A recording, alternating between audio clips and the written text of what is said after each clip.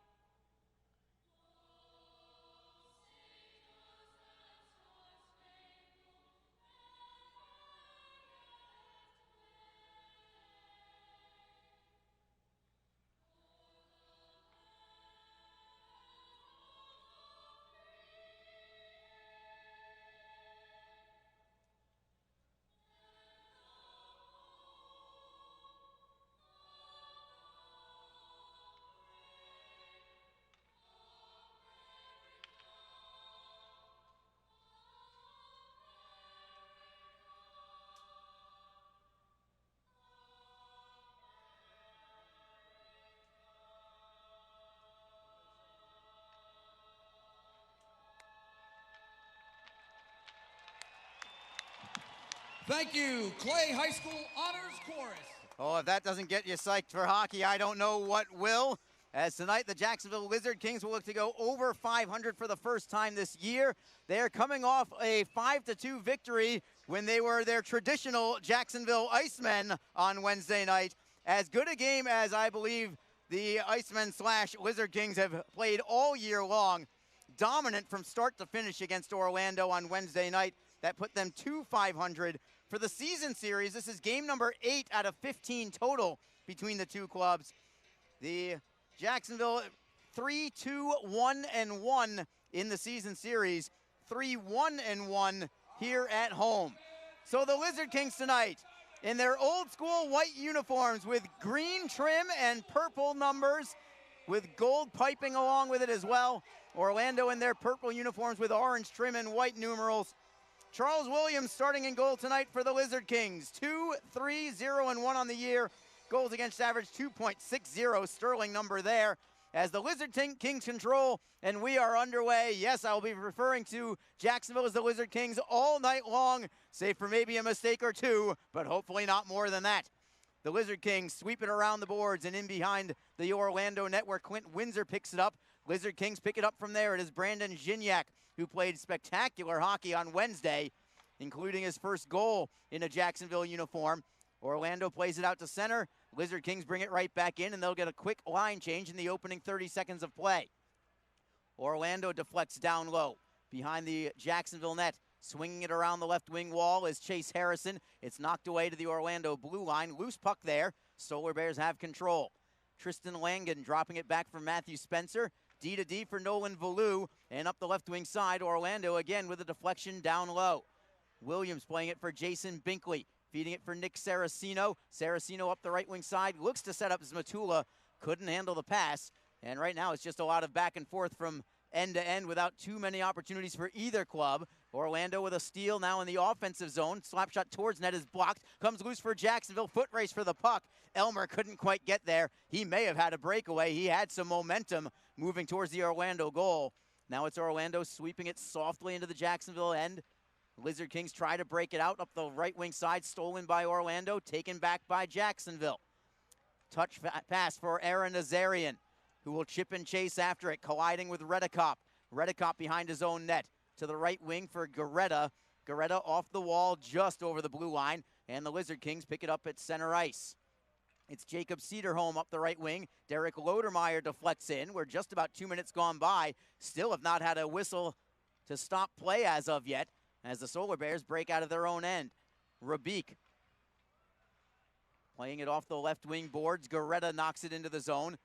Fighting for it is Rabik against Jacob Friend, who shoves him into the glass. Orlando pinches in from the blue line to hold it in the zone.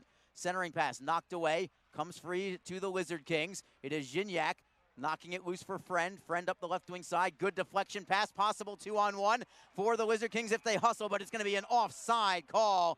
Gignac carrying the puck, and Brendan Warren just in ahead on the left wing. And our first stoppage in play with 2:19 elapsed in period number one. If the pace of this game is just like the opening 2 minutes, we are in for a treat tonight.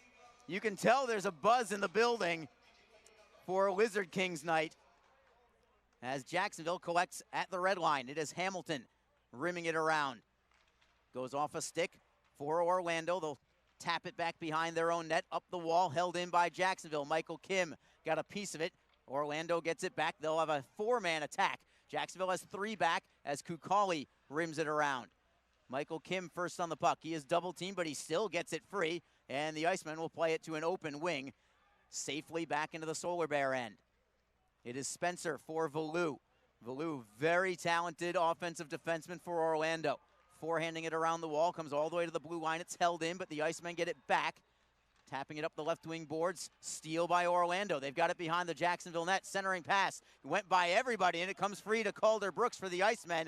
Good wing-to-wing pass. Over the line is Nazarian on the right wing. Steps around a man. Cuts to the forehand. Couldn't get the shot away. Beautiful move. Just couldn't get the finish. Man goes down for Orlando. Jacksonville picks up the loose change. Trying to get it to the point, but it went off a body, and the Solar Bears play it to the neutral zone. 16.5 to go in the first period. Still no score. It's Craig Martin for the Lizard Kings. Over the blue line. He was all by himself. He was trying to complete a line change. And Orlando gets it safely away, and now they carry over the blue line with Tyler Bird. Bird with a wrist shot. Deflects behind the net. Centering pass. That's knocked away by Jacksonville. Off the glass and out. Foot race for the puck. Here comes Ake. He's going to beat everyone to it. Barreling down the right side to the backhand. Save is made. Rebound behind the net. Brendan Warren picks it up for the Icemen. Excellent rush by Pascal Akin. What speed from him to close down and be first on the puck.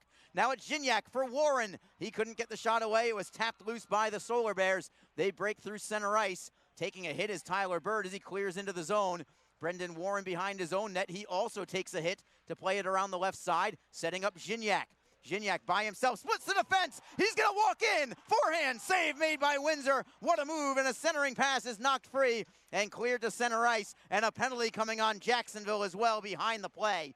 There's your whistle and your call. What a rush from Brandon Gignac. Everything but the goal. Clint Windsor stands tall, and it's going to be Jacob Cederholm heading into the box for the Lizard Kings. 15:33 to go in the first period. Fireworks already in the opening 5 minutes despite it staying scoreless. And the Solar Bears now will be on the man advantage. Orlando this year 10th in the league at 13.9% with the power play. For Jacksonville, 5th in the league, but their percentage is still fantastic at 85.8%. The Lizard Kings have scored just one shorthanded goal. Lizard Kings lose the draw, but they steal the puck, and clearing it the length of the ice is Craig Martin. Solar Bears behind their own net with Mark Auk. Craig Martin on the forecheck, forcing Auk a little bit deeper. Moves it for Langen. Langen through the neutral zone. Backhanding in, trying to chase after it himself. Michael Kim beats him to the puck. Can he clear it away? He finds a teammate who does clear it out all the way to Clint Windsor. Jacksonville gets a line change. Still 90 seconds to go on this power play for Orlando.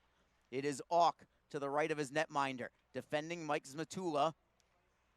Auk Still forced to slow down a little bit by Zmatula. Well done. Orlando finally gets to the blue line. They are onside as they play it around the wall. Deflected puck towards the blue line. Will it stay in the zone? It is at the line, over the line. The Lizard Kings very nearly had a 2-on-1 shorthanded breakout, but Auk kept that play moving at center ice.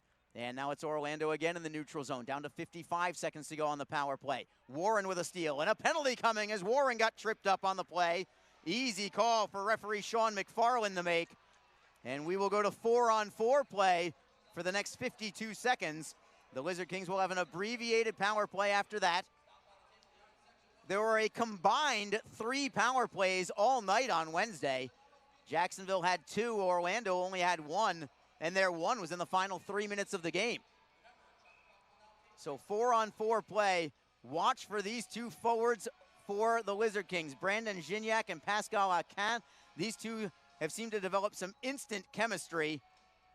And Gignac very nearly with a highlight reel goal on his last shift.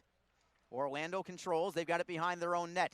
Spencer shifts away from Gignac, playing it up the middle in the neutral zone. Loose puck there. Jacksonville controls. It is Gignac trying to knock it free. Looking to tap it loose. He does get it down low, but Orlando has it from there. 4-on-4 for another 29 seconds. Spencer behind his net for Orlando. Defended by Akin. Indirect pass off the wall for Pikinich. Deflected by Williams. Comes loose for Redekop. He'll rim it around to the right point for Spencer. Spencer dropping it down low. Goes all the way to the opposite corner. Orlando still in control. Drop pass for Pikinich. Gets a shot away. It's over the crossbar. Took a soft deflection in the corner. Had it taken a big bounce, it might have gone Jacksonville's way. As it is, it's a great move by the Lizard Kings. It's Gignac over the line, right wing side. Flip passes deflected off a skate. Kim drives it on goal from a sharp angle. Save made by Windsor, and another penalty coming for a hook. This may be on Orlando also. If it is, it's a 5-on-3 power play for the Lizard Kings, and it will be. So a golden opportunity here for the Lizard Kings to take the opening lead with 13:25 to go in period number 1. Just previewing things here, by the way, I do want to say that not only am I calling the Icemen the Lizard Kings all night, but every Lizard Kings goal tonight, I will add the call wham, bam, boom in honor of my good friend and former Lizard Kings announcer, Joe Zidlow. So a tip of the cap for him, and hopefully we'll have that happening in the next 61 seconds. But time will tell. Jacksonville wins the draw. Saraceno for Hamilton. Hamilton at the center point. Drops it down low. Hamilton gets it back for Saraceno now. Cross ice for Hamilton again. Into the corner, it is Christopher Brown. Far side half wall. Brown flattens the puck all the way to the center point. Feeds it for Saraceno. A drive kicked away by Windsor. Rebound for the Lizard Kings. It is Brown, 50 feet away to the right circle. Seam pass. Saraceno off the post. It stayed out of the net. It went off the inside of the post. We play on. Jacksonville still with the puck. Nazarian tries to center. Hamilton looks to dig it free. It comes loose for the Lizard Kings. It's Saraceno into the corner for Nazarian. Back for Saraceno. To the blue line, it is Brown. Center point. Feeds it to the left. It's Hamilton. 13 seconds left on the 5-on-3. Saraceno into the corner for Nazarian. Nearly lost the puck. Saraceno tries to get it back. Comes to the blue line for Hamilton. 4 seconds left on the 5-on-3. Zmatula behind the net. Langen looks to clear, and he does. That shot from Saraceno a few seconds ago clanged off the inside of the post and stayed out of the net. 50 seconds left on this power play for the Lizard Kings. It's now a 5-on-4. Michael Kim over the blue line, gives it up, and it's cleared away by Orlando. Very effective power play, everything but the goal. I feel like I've said that a couple of times for the Lizard Kings as Brendan Warren streaks down the right wing onside. Clean entry into the zone for Elmer. To the center point for Kim. Left side at Gignac. Gignac goes back to the line for Kim. Wrister in a screen, never reached the net. Loose change for Orlando. Do they clear it out? No. What a play by Kim. Solar Bears get it back, however. They will turn and rifle it out. And that should just about do it. Plenty of momentum here for the Lizard Kings, but still nothing with 11.5 to go in the first. Binkley plays it off the end boards behind the Orlando net. comes back towards the blue line, but Orlando steals it away, and they'll play it to center ice. Back at full strength, 5-on-5 hockey. Ken looks to move around a man. It's Lodermeyer, rather. Check that. Over the blue line is Derek Lodermeyer. Tapping it free for Martin. Martin, backhand feed for Binkley at the right point. Wrister in a screen. Save is made by Windsor. As the Lizard Kings are up to 5 shots on net now. Orlando has yet to put a shot on goal. Over 9 minutes gone by now. Nothing is your score, but it is all Lizard Kings in this one. Jacksonville clears in. Orlando plays it D to D. Auk with a stretch pass, deflected into the zone. It ends up on net, and Williams will take the face-off, and we will take a break in the action. We need a breath, as Jacksonville is all over Orlando, but we stay 0-0 midway through the first. This is Jacksonville Lizard Kings hockey on the Lizard King Broadcast Network. Don't forget, this game is being streamed live around the world today. Go to flowhockey.tv to catch all of the Iceman action and archived footage of the event. Flow Hockey is the live stream. We're actually going to bring it right back here. I thought there was going to be a TV timeout or a media timeout. It was not. So we'll play on. Orlando gets the puck at center ice. They will rim it around. Jacksonville with a high flip into the air. Cedarholm looks to set up Smatula. Tapped away by Orlando. Jacksonville can't get the shot away. Backhander away, and a left pad save by Windsor. The Lizard Kings are continue to get quality chances. Windsor is playing spectacular for Orlando, as he has done all year long. He actually played great on Wednesday night despite the 5-2 win for Jacksonville. Could have been a much bigger defeat for Orlando had it not been for his work. As Warren got hit from behind, put his face right into the glass, but no call from McFarland that time as the Solar Bears play it off the boards and out to center. Hamilton with a 360 around Tyler Bird, dropping it back into his own end for Michael Kim. Kim over the red line, tries to clear it in deep, but it's knocked out of midair by Orlando. High toss out of the zone, over the blue line. They are onside. Bird got his stick lifted at the last second, cannot get the shot away. A blast from Pikanich goes off the side of the net, and it comes loose for the Lizard Kings. It is Gignac gaining center ice, trying to clear in. It went off a body. Where's the puck? It ended up in the Orlando bench, and now we will take our timeout. So again, still 0-0 between the Jacksonville Lizard Kings and Orlando Solar Bears. This is Jacksonville Lizard King hockey. Don't forget, this game is being streamed live around the world today. Go to flowhockey.tv to catch all of the Iceman action and archived footage of the event. Flow Hockey is the live streaming home for the Icemen. Get the Flow Sports iOS and Android apps to watch the event live and on the go.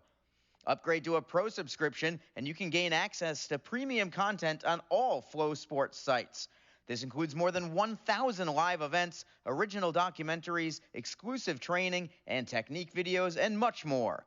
Follow Flow Hockey on Twitter, Facebook, Instagram, and YouTube to get the latest news and updates from the Icemen and other upcoming Flow Hockey events.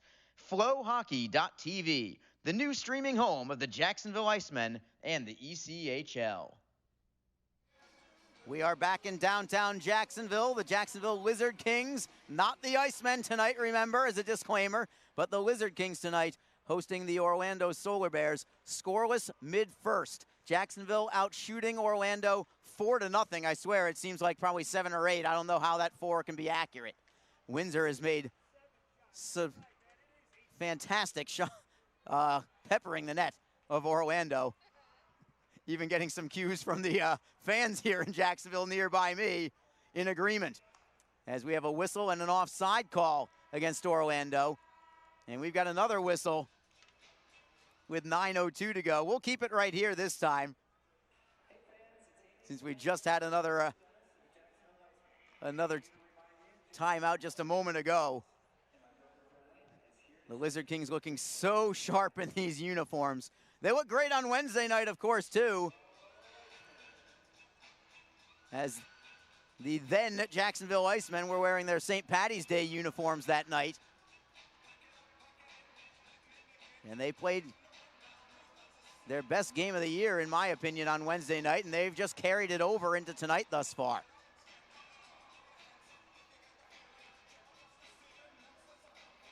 Coming into this game, I think the theme was Orlando is winless in their last 3. Expect a pushback from them, And I was kind of prepared for that for the first 10 minutes, but it has been the exact opposite. It has been all Jacksonville thus far.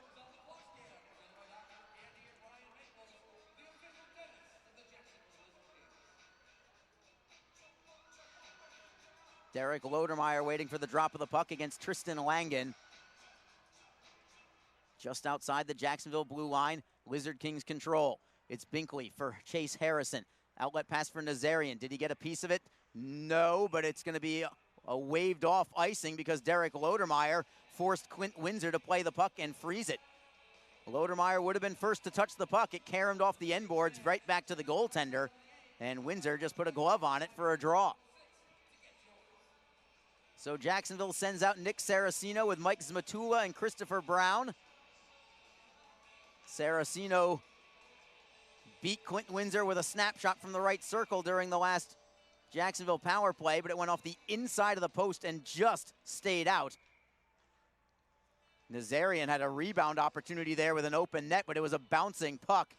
He would have had to knock it out of midair. Had he gotten any piece of it moving forward, it would have crossed the goal line, but it was one of those aerial baseball kind of shots, and he just had a swing and a miss, unfortunately. Not so easy to do. Lizard Kings win the faceoff. It is Binkley with the wrister towards net. It is deflected by Zmatula into the near side corner. Zmatula playing it down low for Gignac, or Saraceno rather. Saraceno back to the forehand. Zmatula tries to knock it free. Binkley plays it down low for Saraceno behind the net. Looks for a player to pass to. Cannot find anybody. Kugler spins away, turns to his forehand, and flips it high to the red line. Jacksonville right back with Saraceno. Playing it left to right for Binkley. He'll forehand it in. Windsor knocks it out of midair behind his own net, leaving it for Jordan Schneider. He is playing his first game for Orlando tonight.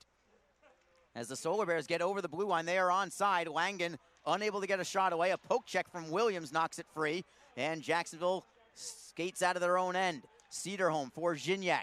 Gignac cross ice look right on the tape, trying to step around a man as Akin, but it is broken up by Nolan Valou. Well done defensively by Orlando, as this line continues to be very dangerous. Gignac, Akin, and Brendan Warren.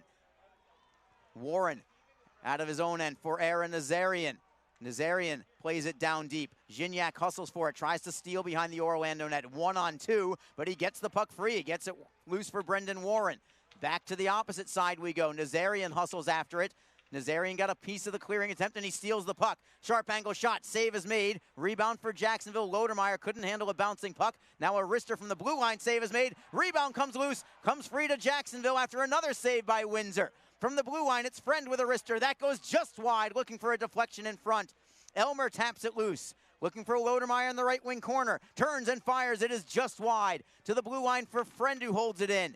Elmer in the high slot for Cederholm on the right wing side. Cederholm skates down deep. 2-on-2 along the wall. Lodermeyer trying to help out. Nazarian is there. He gets bumped from behind. Nazarian sticking with it, however, gets back up onto his feet. Knocks it free for Lodermeyer. Lodermeyer for Nazarian, then for Elmer. Centering pass knocked away by Windsor. Comes up high for Orlando. Finally, they skate out of the zone. What pressure here from the Lizard Kings of Jacksonville, as Orlando finally plays it deep into Jacksonville's end. Comes along the wall, far side for Saraceno, who turns and flips it out to center ice for Elmer. Bouncing puck there. Orlando has control, and they will start their rush. Rapace backhands it in behind the Jacksonville net. Cederholm plays it for Hamilton. Around the wall, comes loose for Jacksonville. Zmatula can't clear it out yet. Now they get it free, and now we've got a whistle. What do we have? Hand pass will be called, I believe, against Orlando, maybe against Jacksonville. It's going to be hard to tell here.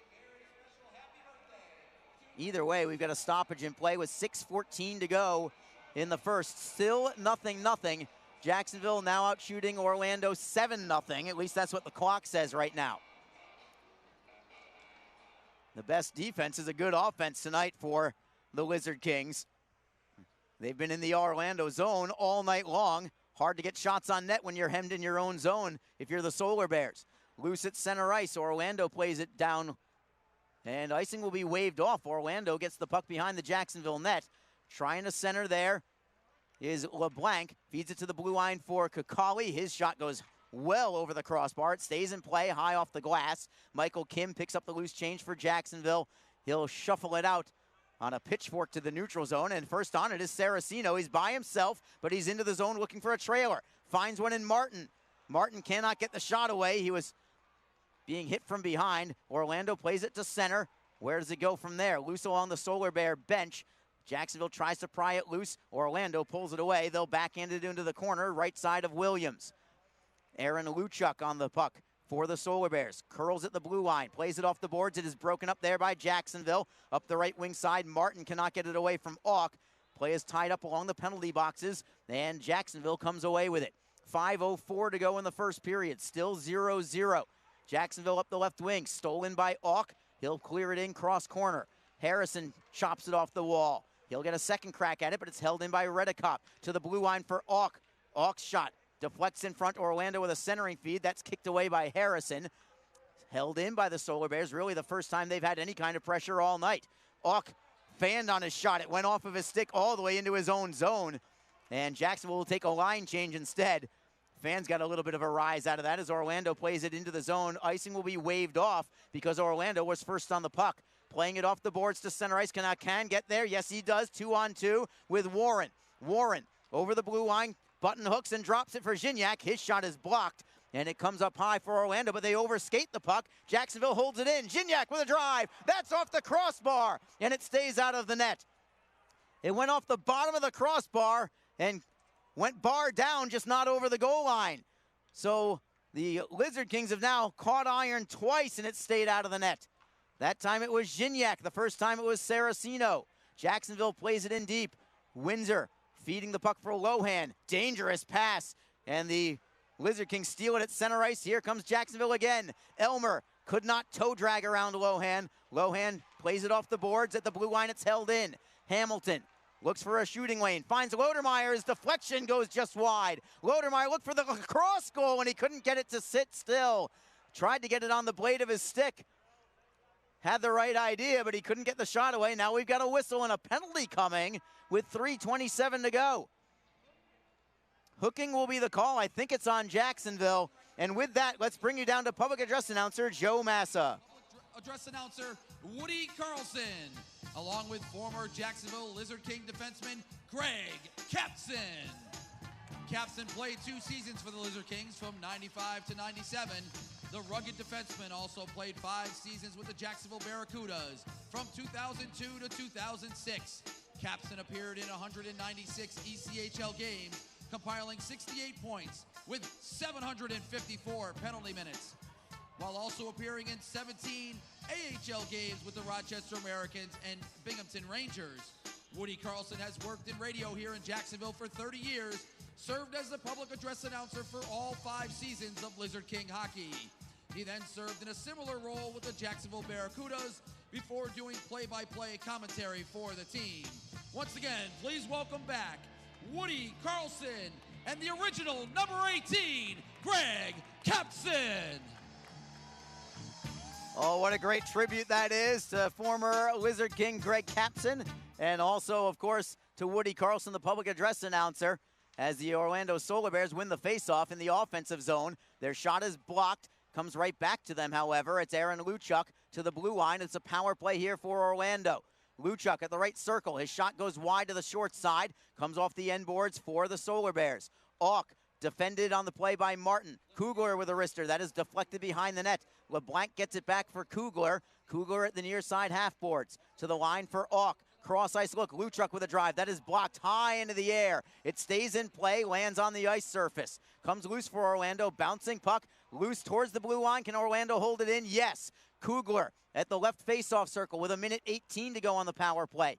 LeBlanc to the line for Auk. Shot in the screen. Deflected in front. Knocking it out of midair in the ice. The Lizard Kings comes away. 2-on-1 shorthanded. Martin left wing side. Snapshot and a save is made. Rebound. Martin tries to bank it in as Windsor made that save with the blocker. And Orlando fortunate to get it back to center ice. The Lizard Kings at their own blue line. Now will drive it off the boards and out. 50 seconds to go on this power play for the Solar Bears. It is their second of the night. Valou behind his own blue line. Taps it wing to wing. Garetta takes it to the line. Knocked away by Jacksonville, but not cleared yet. Garetta behind the net. Taken off the puck by Harrison, deflects towards the line but held in by Valou.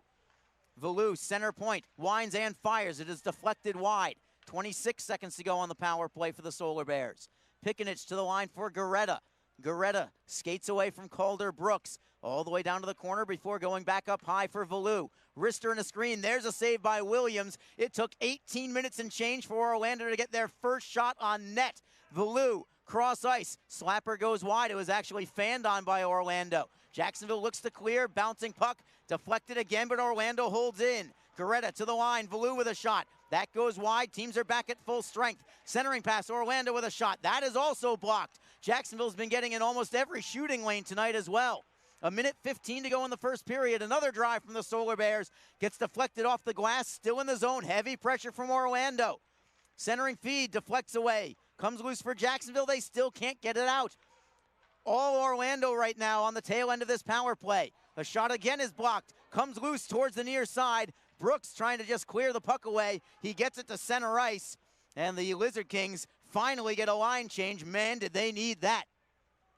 47 seconds to go in the first period. Still no score. Gignac for the Lizard Kings over the blue line. Onside, Wrister goes over the crossbar.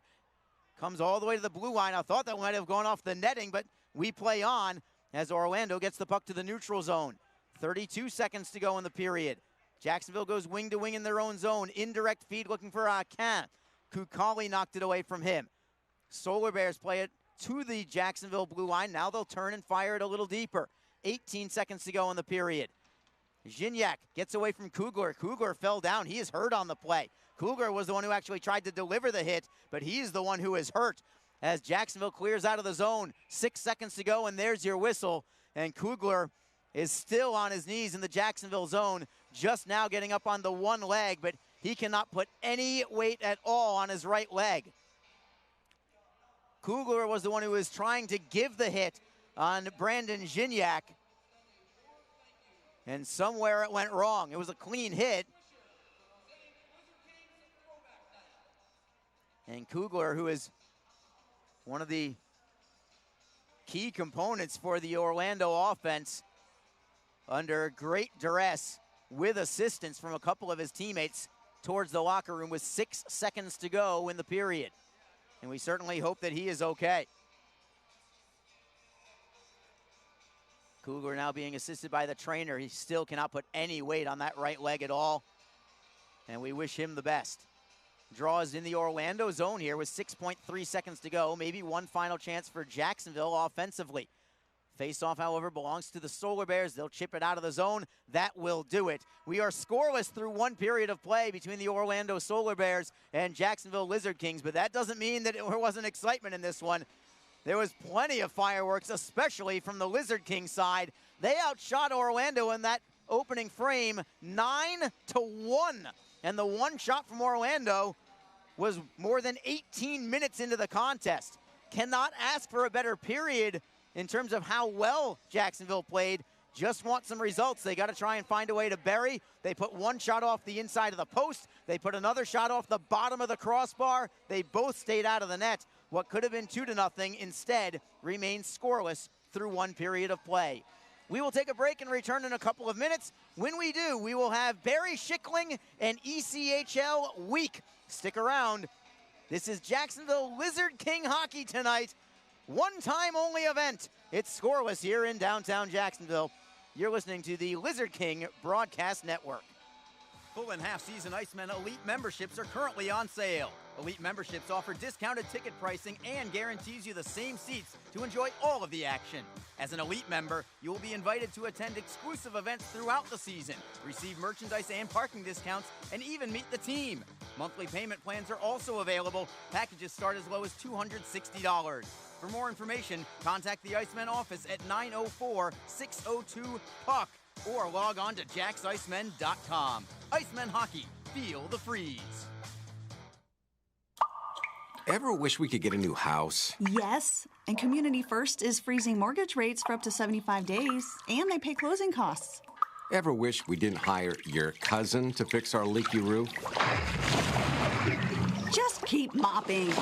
Ready for a new home? The home team at Community First can help by freezing mortgage rates for up to 75 days and paying your closing costs. Learn more at communityfirstfl.org. Community First. Love where you bank. Equal housing lender. Best Bet Jacksonville and Orange Park are open and excited to bring you the best in poker, simulcast wagering, cocktails, sushi, and more. Visit bestbetjacks.com for more information. Best Bet. Experience the best.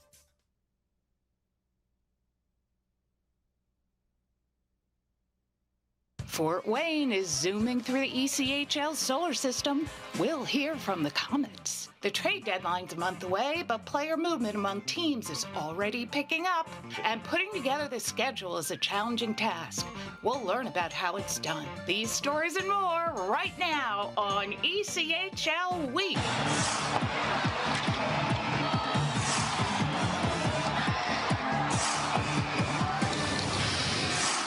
Hi, welcome to ECHL Week. I'm Barry Schickling. Most of the teams in the ECHL are about halfway through their 72-game regular season schedule. But the pandemic forced the Fort Wayne Comets to start their season in mid-February. What a start it's been. The Comets head into this weekend having won 7 straight games and 10 of their last 11. Their winning percentage of .821 puts them at the top of the ECHL standings. Let's hear from some of the Comets and their thoughts about how well this season has gone so far. You know, it's good to see that we can all come together for one common goal. It doesn't matter what sweater they're wearing, whether it's a Fort Wayne Comet, a Cincinnati Cyclone, or a Toledo Walleye. I mean, we all come together. We share the same crest now here in Fort Wayne, and we all have that same goal of trying to win that Kelly Cup. And it's awesome to see that everyone has that same goal. And I think everyone in the room realizes how special of a team that we have. And just obviously we've seen the way that things are going right now. Pucks are going in, we're winning games, and we're doing it the right way. The 13 teams that started early, they had the pick of their litter when it came to free agents and players wanting to play. And so, I mean, we were at a disadvantage in that scenario because nobody wanted to sign on with a team that wasn't going to start until 9 weeks after they had originally started, for 2 reasons. One, everybody was hungry to play and they wanted to play right now, but also there was an additional 9 weeks of paychecks for everybody that wanted to start pretty early. And so, you know, that put us at a disadvantage when it came to recruiting efforts. And so we had a pretty deep roster before all that happened. We saw 4 players either retire or go to Europe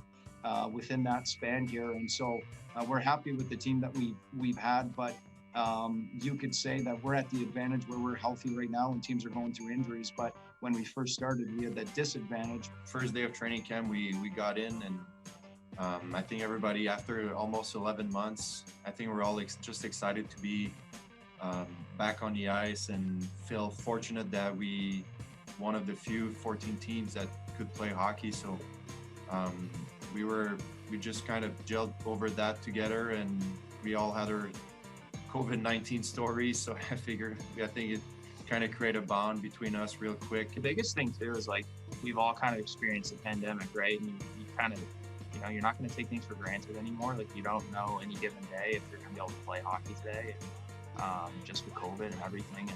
And so kind of every day is a privilege, right?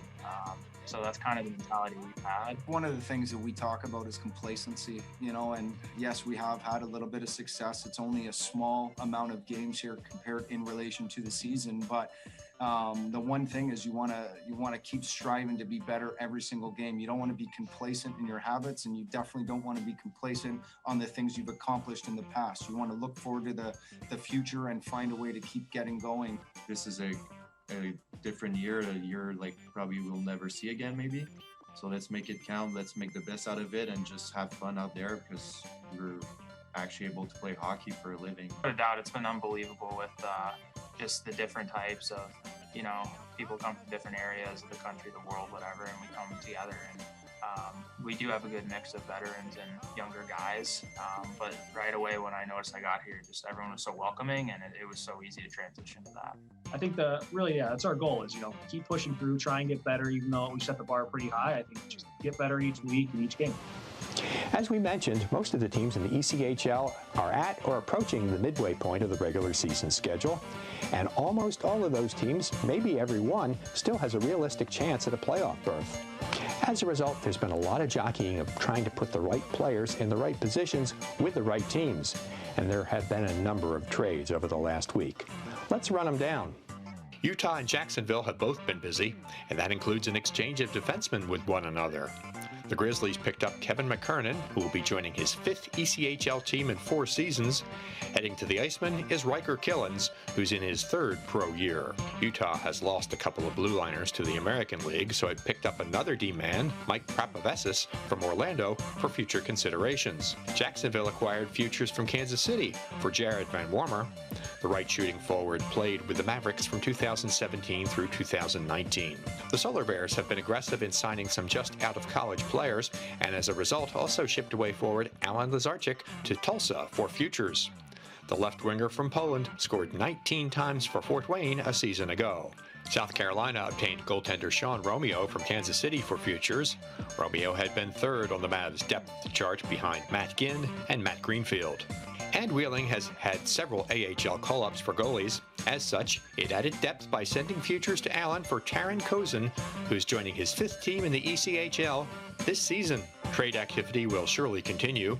The drop-dead date for deals is April 22nd. So that means that the ECHL Week Trading Deadline show, recapping all the recent player movements, will debut on Friday, April 23rd. Don't miss it. How is the ECHL schedule developed? We'll talk with one of the people responsible when ECHL Week continues.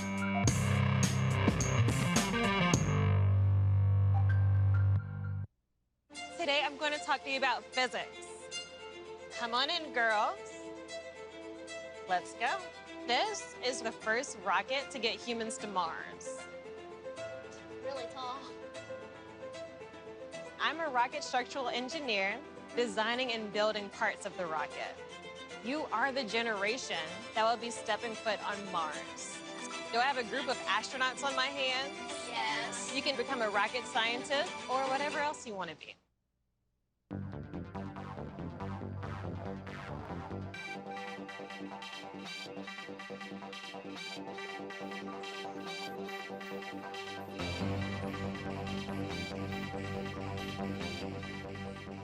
Putting the ECHL's regular season schedule together is a Herculean task.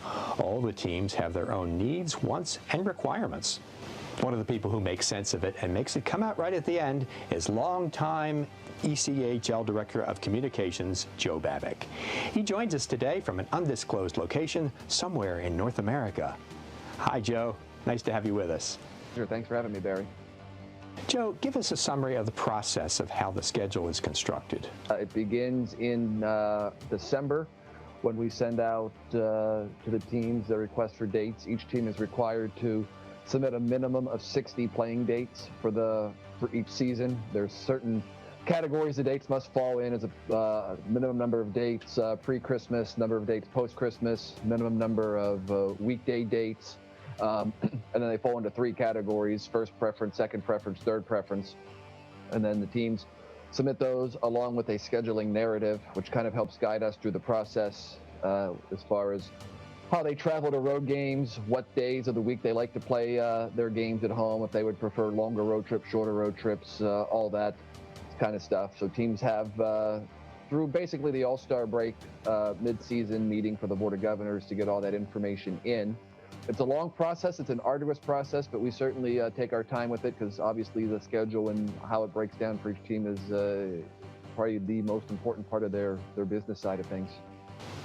Some of the teams, especially ones that aren't playing this season, are already releasing details about their home opener for the 21-22 season. What's up with that? We have a scheduling committee made up of some team presidents and owners from around the league, and that was one of the things that they brought to the table during one of our last calls in December or January, was to allow the teams, especially the teams who aren't playing this year, to announce home openers earlier than the schedule goes out, just so that they had a couple more weeks, not necessarily to sell tickets for that, while that does help, more so to get the ball rolling and have a date that they can target on their calendar for them, for the teams and for the fans to get excited about. Fans might have noticed that this season the NHL is playing a lot of 2-game and 3-game series. Of course, the ECHL's been doing that for a while. What's the thought process behind that kind of scheduling scheme?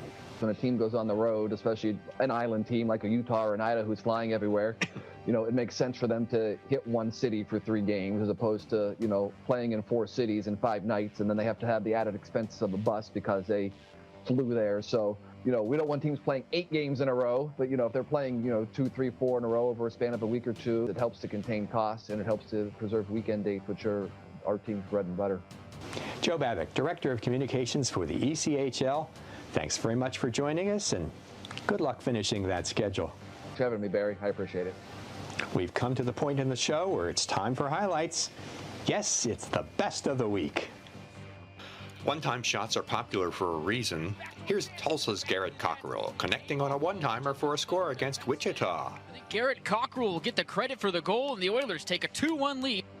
Look familiar? Brandon Hawkins employs the one-timer for this power play strike against his old team, the Wheeling Nailers. Hawkins, the one-timer from the top of the left circle on the power play, and the Fort Wayne Comets win 3-2 in overtime. Something you don't see very often, a blue liner getting into the scoring act with a tip-in. Les Lancaster shows excellent skill with this marker in Utah. The Americans have taken a 3-0 lead. What a play by Samuel LaBerge, and Lancaster finishes it off. Sometimes you hear coaches talk about using the cycle to set up an opportunity. Here's a great example of the Florida Everblades moving the puck, which leads to a chance which turns into a goal by John McCarron.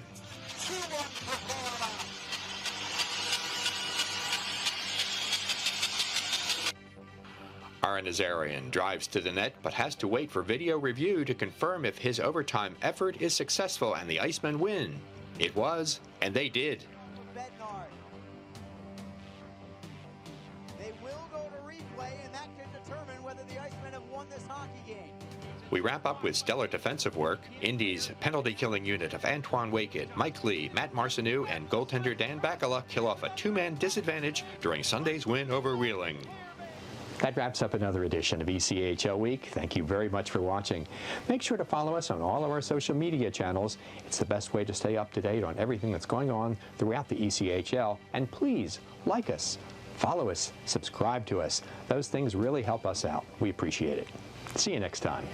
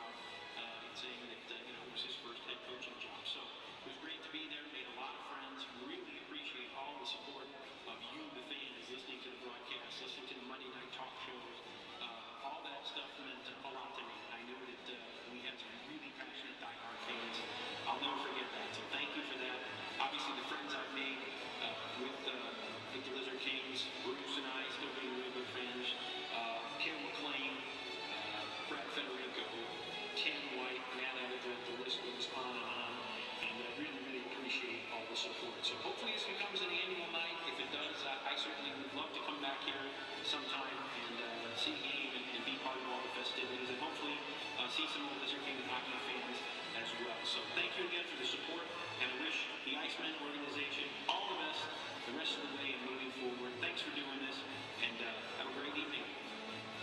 Jacksonville, I just want to say thank you for the opportunity you provided me. When I came to play in this city, I met my future wife in Jacksonville. My daughter was born in Jacksonville. My wife's family still resides in Jacksonville. My family now lives in Dallas, Texas. We come up to Jacksonville often because it's still considered home for many reasons. I have great friends that still stay in the city. My first job was in Jacksonville after hockey. I have some of my greatest memories of being married in the city, visiting often, going to the beach. I still have great friends that are there.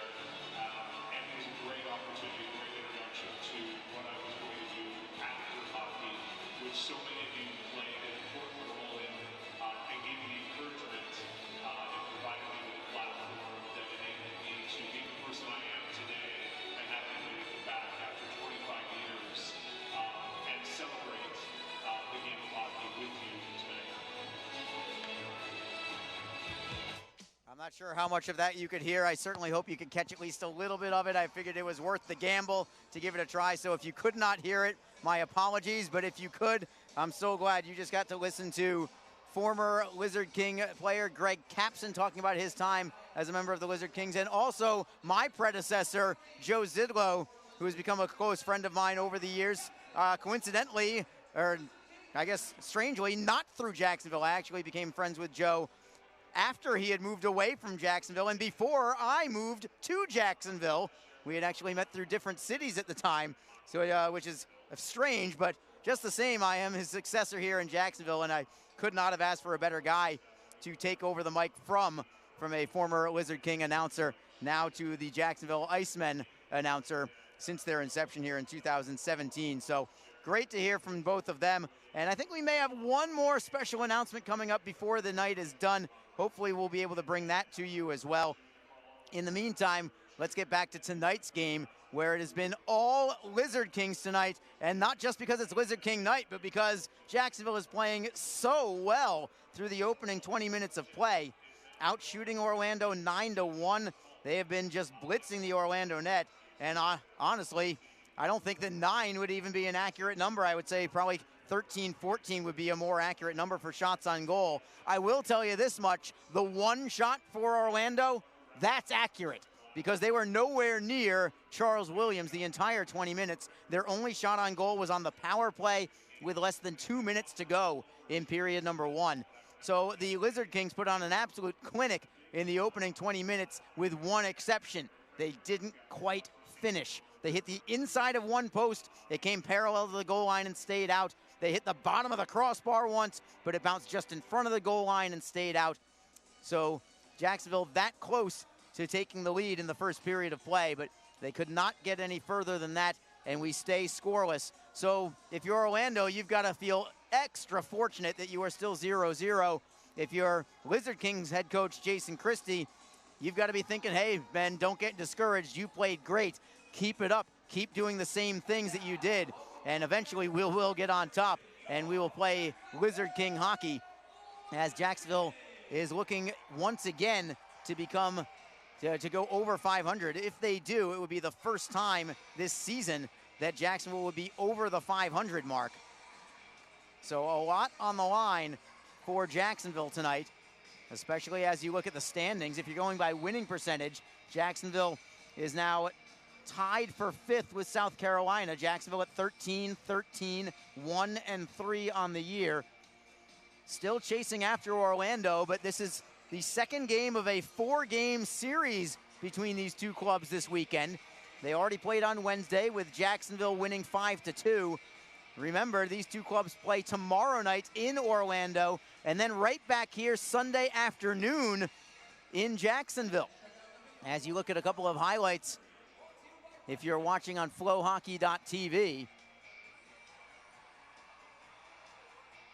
So a critical weekend. If Jacksonville has a perfect weekend, winning all 4 games in regulation, they would be within 2 points of Orlando. And I believe they would also go ahead of them in the standings in terms of winning percentage anyway. So plenty at stake with these two clubs. As you're looking at all the saves that Clint Windsor made in that first period, plus a couple of shots that banged off the pipe.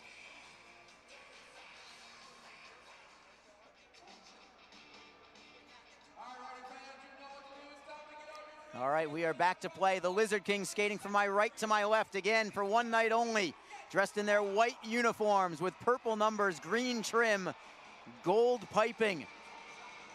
They look so good out there. Extra sharp unis for Jacksonville all week so far. And it is the Lizard Kings controlling. Again, I'm not referring to Jacksonville as the Icemen this evening.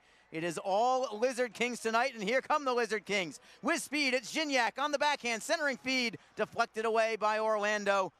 It was Gignac trying to set up Akan, but Orlando broke it up. Well done defensively by them. Jacksonville back in their own zone. They'll play it off the wall and out. Could be icing, will be icing. We've got a stoppage in play with 29 seconds gone by is all. And the draw will be back in the Jacksonville zone. Each team was 0 for 2 on the power play in the first period. Jacksonville had a 5-on-3 power play for a minute. They obviously did not score. They nearly did. The red light went on a shot that hit the post, but it stayed out of the net. Draws to the left of Charles Williams. It's Gignac on the faceoff for Jacksonville, a true centerman for them.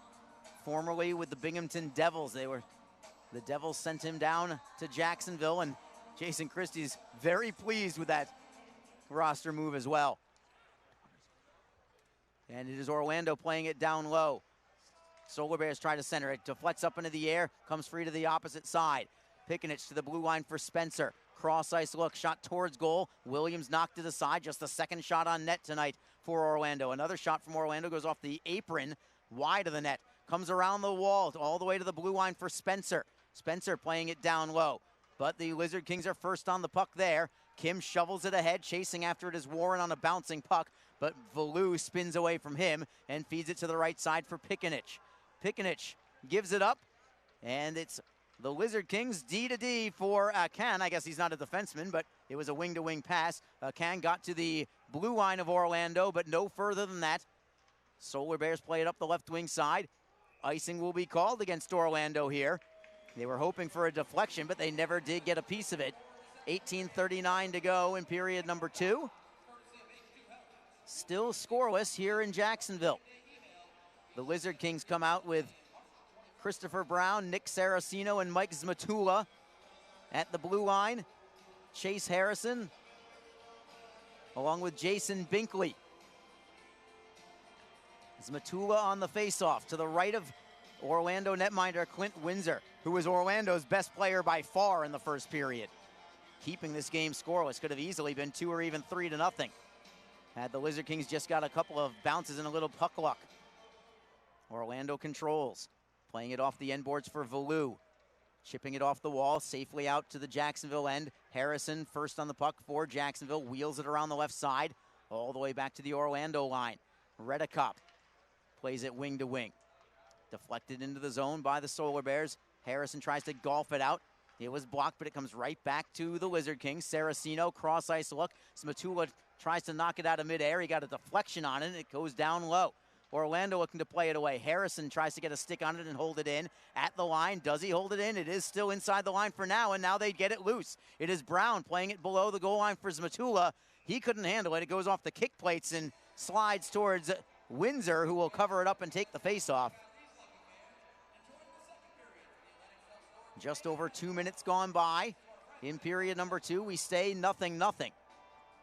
Jacksonville has had several games as of late that have been scoreless into the second period or beyond. Most all of them have been against Greenville, but certainly the Lizard Kings are no stranger to this situation. Just a matter of keep playing your game and see if you can be the one that ends up on top early. Icing called against Orlando right off the draw. Both these teams, as is the trend really for just about anybody in hockey, all of hockey. Obviously, most teams have much better records when leading after 1 period or after 2 periods.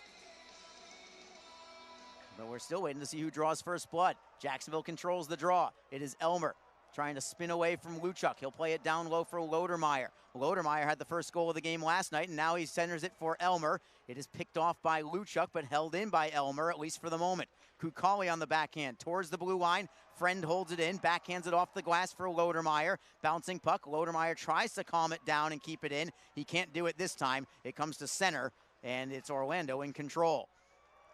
Deflected puck belongs to Jacksonville. Dangerous play, but Friend knocks it loose for Nazarian. Now for Cedarholm. Cedarholm safely to center ice.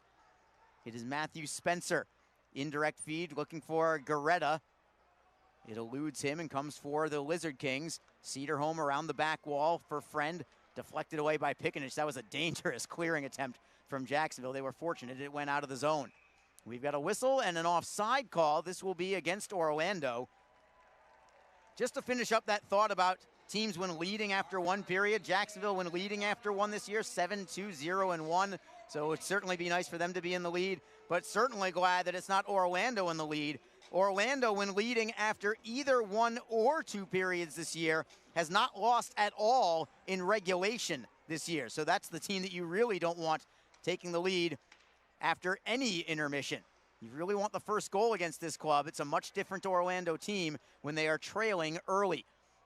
As we return to play, another delayed offside this time against Orlando.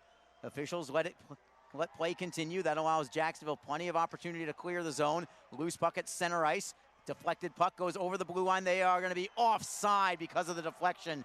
It would have been a 2-on-1 for Jacksonville had it been onside. Jason Christie certainly doesn't like that call. He actually has a little bit of a word with the linesman, which is Brady Fagan. Brady Fagan, along with Killian McNamara, are your linesmen tonight. Sean McFarland, again, your referee.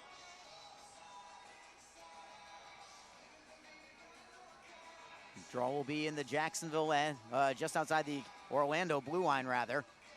For the Lizard Kings, it's Craig Martin. Marty, by the way, leads the entire ECHL in shooting percentage, 24.6%. He's connected for 6 goals on only 25 shots on net. So he knows how to find the twine as Orlando wins the draw and plays it in deep. Jacksonville up the boards, deflected away, comes loose. It's a 2-on-1 for the Lizard Kings. Martin, right wing side, has Brooks with him. Martin for Brooks. It goes off a skate, and they couldn't get the shot on goal. They keep it in the zone, however. It deflects towards the right wing side, poked away by Orlando, and a foot race for the puck now as Chase Harrison is first on it. And a clean 2-on-1 breakout for Jacksonville, but they could not get the shot on net. Martin was thinking pass all the way. Hindsight being 20/20, I'm sure he'd love to have that back and probably try and put that shot on goal instead. Orlando took the pass away as Martin now backhands it in deep, and a line change on the fly for the Lizard Kings. 15:38 to go in the second period. It's still 0-0. Orlando at the right wing circle. A backhander goes wide to the far post. Held in by the Solar Bears. A good hit by Nick Saracino along the way. Wrister from the blue line. Easy glove save from Williams. That was routine from 60 feet out. And he'll take the draw to his right. That is now shot number 3 for Orlando. Not of this period, all game long.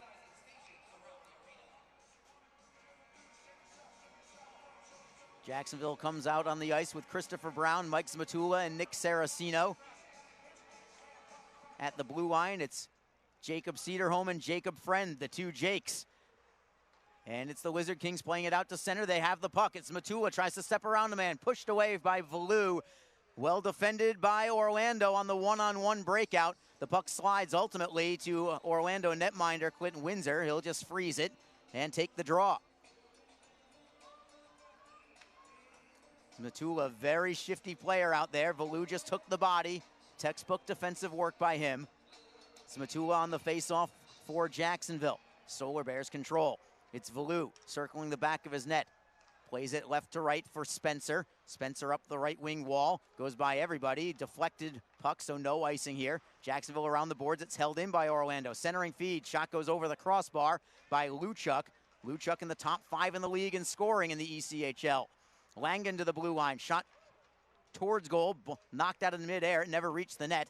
Towards the line. Trying to poke it away as Jacksonville. Couple of men involved. Finally, Brown sweeps it away and plays it into the Orlando end. Quick line change for Jacksonville. This being the second period, they have a longer way to go to complete these line changes. Both clubs, of course, do.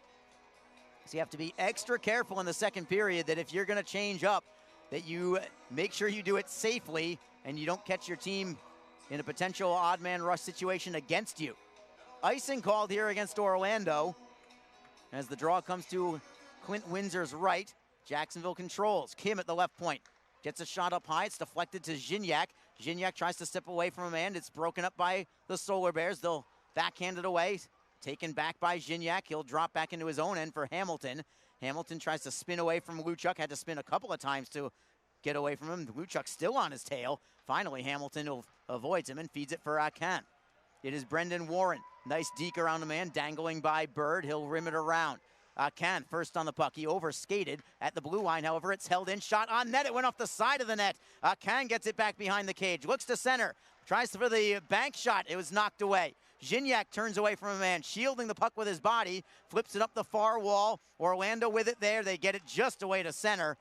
This line is just clicking on all cylinders right now. Brandon Gignac, Pascal Akan, and Brendan Warren. as the Lizard Kings throw it right through the slot. Nobody home on that centering pass. Jacksonville right back through the neutral zone. It is Nazarian taking it over the blue line onside. He'll just dump it in low. Redekop flips it around the glass. Harrison takes the body as Orlando plays it out to center. Lizard Kings first on the puck there. It is Jake Elmer. Great deke around one man. He's over the blue line with some speed. Button hooks at the corner. Tries to drop it down low. Plays it to the line. A drive by Binkley. Blocker save is made. Rebound for Lodermeyer. He is double teamed. Poked loose by Orlando. They'll play it off the boards and out. It is still all Jacksonville for the most part, out shooting Orlando 10-3. Here come the Lizard Kings again. Lodermeyer with a drive. Save made by Windsor. Rebound from behind the net, and Windsor had to knock it free. Still it is Jacksonville with possession. Cycling work along the boards now. Lodermeyer for Brown. Great cross-ice look, but it went past Binkley and out to center ice. It was a great pass, but Binkley couldn't handle it. Binkley comes back into his own zone. He'll throw it into the open wing, left wing side for Saraceno. Saraceno takes it over the blue line. He got knocked off the play a little late. Orlando gets the steal. Mark Topping with a wrister on net. Save made by Williams, no rebound, and we will take the face-off in Jacksonville's end when we come back. It is still 0-0 between the Jacksonville Lizard Kings and the Orlando Solar Bears. This is Jacksonville Lizard Kings hockey on flowhockey.tv and on Mixlr.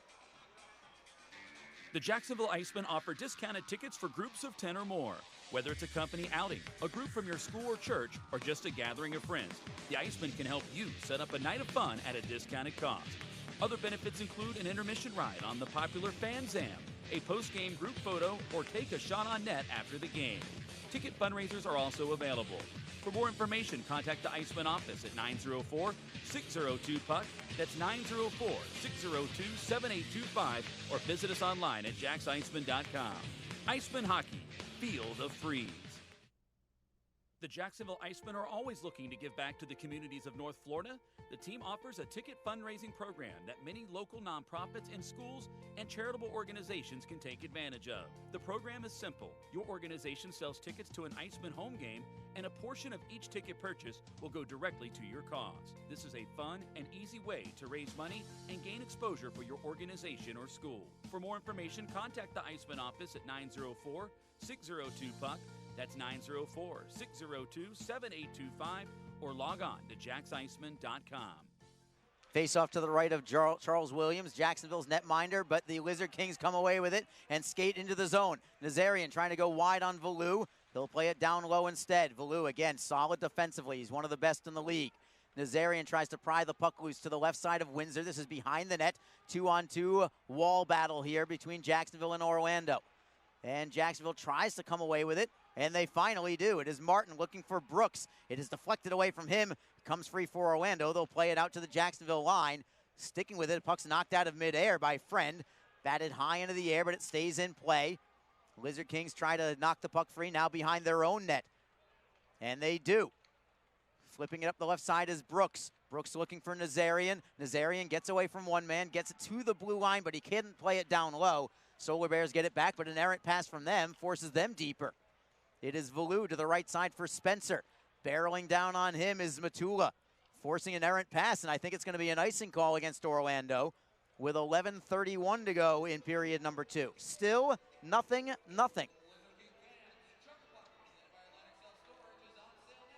Orlando has to keep their same 5 on the ice. I think Jacksonville will do the same because they had just changed up their forward unit. Mike Matula, Nick Saraceno, and Christopher Brown. Pretty much the same lineup for Jacksonville tonight. And the Lizard Kings win the draw. It is Kim for Brown. Turnaround shot, went off the side of the net. Saraceno looks for the wraparound, throws it in front. Brown is spilled on the play, and there's going to be a penalty call.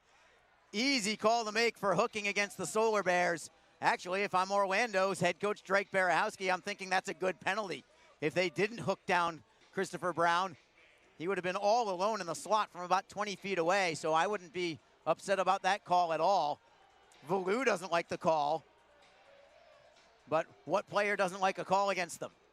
Or what player does like a call against them, I should say. So to the power play for the Lizard Kings. They are 0 for 2 tonight. that included a 5-on-3 that looked great. They just couldn't quite score. They hit the inside of the post, but it stayed out of the net. Puck goes into the corner. Lizard Kings pull it away. It's Matula at the top of the left face-off circle. Closes to the goal line extended, feeds it back to the line for Hamilton. Cross ice look for Brown, top of the right circle. Hamilton with a drive, deflected just wide. It goes off a stick, it comes free for Jacksonville. Will play on. Jacksonville at the right point. Feeding it right to left for Matula. At the half wall is Matula, playing it down low, trying to center. They get it in front. Save made by Windsor. Rebound is covered. Excellent feed there as Christopher Brown had that opportunity right on the doorstep, but he didn't get a lot of it, and Windsor was able to deny him and cover it up, maybe even more importantly there. He was able to locate it, Windsor that is, just before Aaron Nazarian could get to that loose puck. Jacksonville now changes up to their second power play unit. Very little drop-off, if any at all, between Jacksonville's number 1 power play and number 2 power play, because now they're sending out the Brandon Gignac line, which have performed so well as of late, with Pascal Akin and Brendan Warren. Face off to the right of Windsor. Orlando wins it. They'll play it off the end boards for Tyler Bird, and Bird will backhand it out. Back behind the Jacksonville net. Williams will flatten the puck there from Michael Kim. Still a minute 15 to go on this power play. Kim with a drop pass for Gignac. Gignac, who's got a ton of speed, feeds it over the blue line for Elmer as a 4th forward. Elmer, great spin move around Bird. Tries to center, it is deflected away. Comes loose for Orlando, they'll golf it out. It will trickle back inside the Jacksonville blue line. Gignac will feed it for Kim, and the Lizard Kings will regroup behind their own net. Kim out of his own zone. Feeds to the left. Clean entry into the zone for Warren, who plays it off the end boards, looking for Elmer. Elmer on his backhand. Knocks it into the corner for Akin. Elmer to the blue line. Finds Gignac. Left point, it's Michael Kim. Kim just holds it in at the line. Gignac at the left circle. Throws it cross ice for Elmer at the top of the right circle. To the line, it's Kim. Double team, but a great feed into the bumper. Now it's Gignac with a shot. Save is made. Rebound is covered. Clint Windsor is playing very well for Orlando. It's going to take quite an effort to put the puck by him, but the Icemen, excuse me, oh, I finally said it, the Icemen first time tonight. The Lizard Kings have been putting forth the effort. As soon as I said it, I knew it. That's okay. I was giving myself about plus or minus 3 on the over-under for the amount of times that I would say that. We're at 1. At least without a disclaimer attached to it in advance. So the draw will be to the right of Windsor. And the Lizard Kings win it. It is Michael Kim, left side, walks the line. Feeds it to the circle for Matula. Wrist shot, save made. Rebound is loose. Matula cannot get it away. Orlando breaks out, 2-on-1, shorthanded possible. It is Luchuk cutting into the high slot. Tries to get the shot away. Williams got a piece of it. Well read there by Jacksonville. As Bird falls on the puck, and the Lizard Kings come away with it. Team's back at full strength. Another good power play there from the Lizard Kings. As Jacksonville wrists it into the zone, they'll change up. Jacksonville now 0 for 3 on the power play, but they have looked good with the man advantage tonight. Orlando plays it to the Jacksonville line, and now they're going to be first on the puck, as stealing it was Chris LeBlanc. LeBlanc behind the Jacksonville net for Topping. Centering feed all alone in the slot, but closing on the play was Lodermeyer to block that shot, and it comes loose for the Lizard Kings. Brooks plays it off the dasher of the Jacksonville bench, and they'll blow it dead. I think it may have gone off a glove, possibly. It was tough to tell whether that stayed in play or went out of play. They called it out of play, and we'll take a break in the action. 8:46 to go in the second period. It is still Jacksonville nothing, Orlando nothing. This is the Lizard King Broadcast Network. NHL players have amazing talent, and some of the very best developed right here in the ECHL. Beagles in, he scores! Now, follow all your favorite ECHL alumni every night on NHL Network's primetime hockey show, NHL Tonight. Both teams recognize how big this matchup is. Fire save by Dubik. Rebound! Goosebump stuff. NHL Tonight, every night 6 Eastern on NHL Network. Fans, don't forget that you, your friends, or coworkers can enjoy the exciting action of Icemen hockey comfortably above the ice in a spacious luxury suite or at ice level with our new ice boxes. Available for all Icemen home games. Both options offer food and drink and make for a great way to entertain your company's employees and top clients. For more information and to check game date availability, contact the Icemen office at 904-602-PUCK or log on to jacksicemen.com. Icemen hockey, feel the freeze. We are back here in downtown Jacksonville, the Reptilian Pavilion for tonight as the Solar Bears play it deep into the Lizard King zone. Cedarholm chips up the left side for Brooks. Brooks cross ice, good touch pass to Martin over the line onside. Martin puts the puck between his skates, feeds it for Brooks, then to the line for Cedarholm at the right point. Cedarholm gives himself some more room, looking for a shooting lane, gets it away, it goes just wide. Lodermeyer, the big fella up front, creating the screen, but the shot went just wide. The Jacksonville player gets spilled on the play. Orlando looks to clear, but Friend holds it in. Friend into the high slot, feeds it for Martin. Martin on the backhand, can't get the shot away, throws it for Lodermeyer. Score! Wham, bam, boom! It's 1-0 Lizard Kings!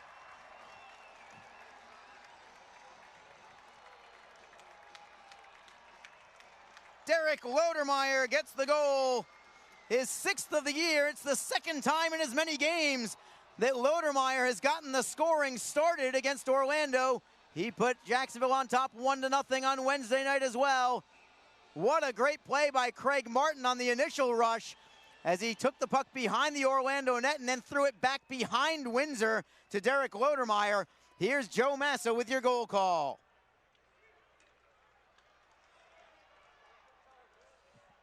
Lizard King fans, you've waited 21 years to hear it.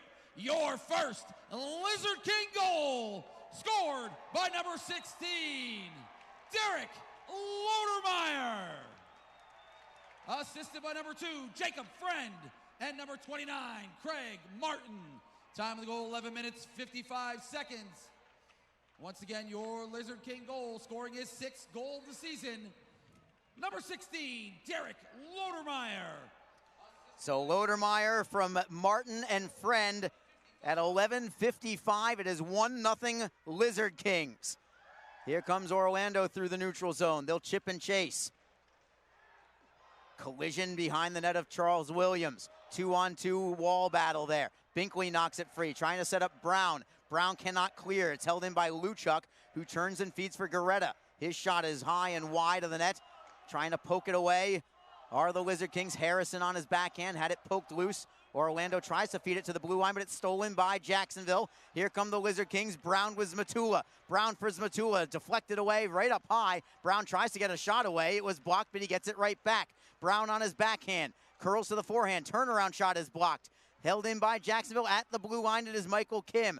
Playing it down low for Zmatula. It just eludes him, but Elmer holds it in for the Lizard Kings. Off the wall, Hamilton with a bomb. That was saved in front. Comes loose for Jacksonville again at the blue line. Finally, a poke check from Orlando. With speed, Kukali tries to get by Trevor Hamilton. Hamilton rides him right into the glass. Well defended there by the Lizard Kings. And Trevor Hamilton, number 47 in white.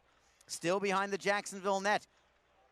Tyler Bird against Michael Kim on this battle. Bird knocks it free. Elmer tries to poke it loose from from Michael Kim. Kim around the wall. It's knocked free by Jacksonville. Here comes Jake Elmer for the Lizard Kings. 1-on-1. Elmer into the slot, got knocked off the puck. No call on the play, none needed, as Jacksonville cannot keep it in the zone. Orlando takes a big hit from Jacob Friend. Tyler Bird got hit by Friend. He took exception to it, but we will play on. It's still 1-0 Jacksonville. The Lizard Kings over the blue line, they're onside.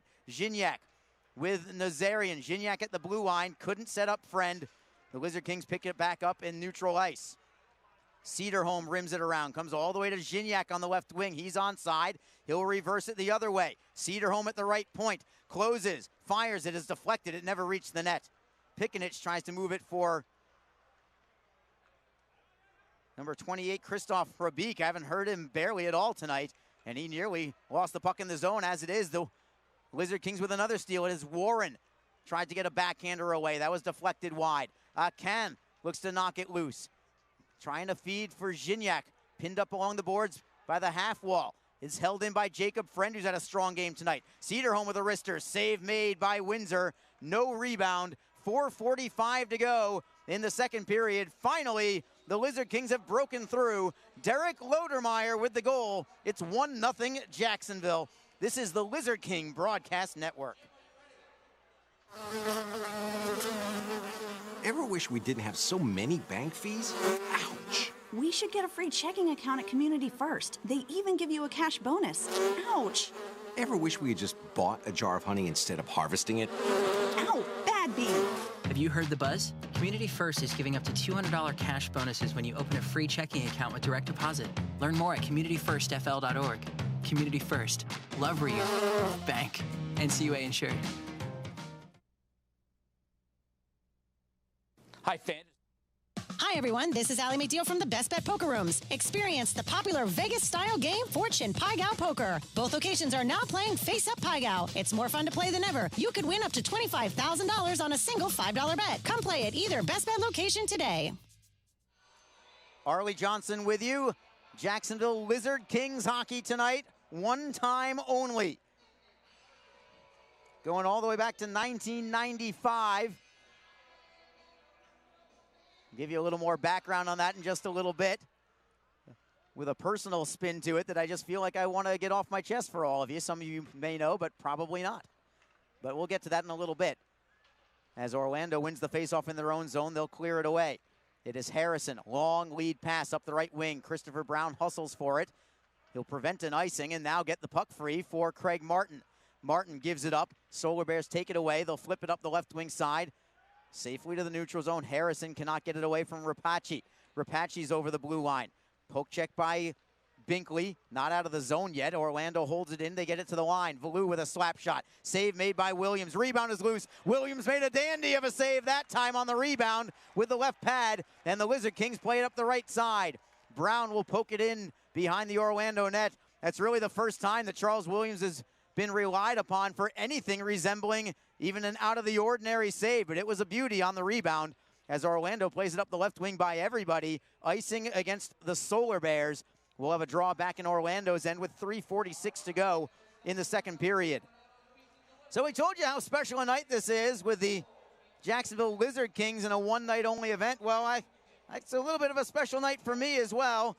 You may or may not know this, but I am old. I've been doing this for a long time. So long, in fact, that the first professional broadcast that I ever did was October 13th, 1995. I was working for the Mobile Mystics. Their opponent, the Jacksonville Lizard Kings. First game ever involved the Lizard Kings. It was in Mobile, and I was there. And I'll have you know that the Lizard Kings won that game 6-4. I still remember it. So definitely a place near and dear to my heart, the Lizard Kings, from game one. We're somewhere in about the 800 games category for games broadcasted for me now at this point, with about 14 years in between. But enough about me. Let's go back to hockey here. It is Orlando with the puck in their own end. Jacksonville gets a line change. Stretch pass up the right wing side. Comes back behind the Lizard King net. Williams tries to play, but it's stolen loose into the slot, but it is pulled away by the Lizard Kings. 3-on-2 breakout if they hustle. Warren, cross ice look, it was behind Akan, and in transition, now it's the Solar Bears up the left wing. They are onside, cutting into the high slot. Slapper away. Williams makes the save, and it deflects over the glass and out of play off the netting. So now that's Williams making a couple of big saves in just the last minute or two. 1-0 Lizard Kings on a Derek Lodermeyer goal. For Lodermeyer, that is goal number 6 on the year. Craig Martin and Jacob Friend assisting at 11:55 of the second period. About 2 minutes ago, shots on net were 17-4 in favor of the Lizard Kings. It is now 18-7, but still with less than 3 minutes to go in the second period, to have only allowed 7 shots total in the game, that is remarkable, as the Lizard Kings win the faceoff and play it immediately to the Orlando line. Solar Bears come back, and a deflected puck ends up behind the Jacksonville net. Lizard Kings with it from there. Smatula, stick handling up the left wing. Cross ice look for Cedarholm, who's got a lot of ice, but he couldn't kick it onto his stick. And a steal from Orlando in transition. Another good play by Jacksonville defensively as they knock it free. Elmer tries to step away from Redekop. Couldn't do it. Mark Auk stick handles away from Elmer. Tries to generate a little speed. Shifts away from one man. Nice dangle, but the Lizard Kings break it up. They've got a 2-on-1 the other way. Elmer left side. Fours Nazarian, who couldn't redirect it on net. Into the slot, it's Lodermeyer with a drive. And a score! It's 2-0, Lizard Kings. And Lodermeyer has done it again. The rookie is on fire.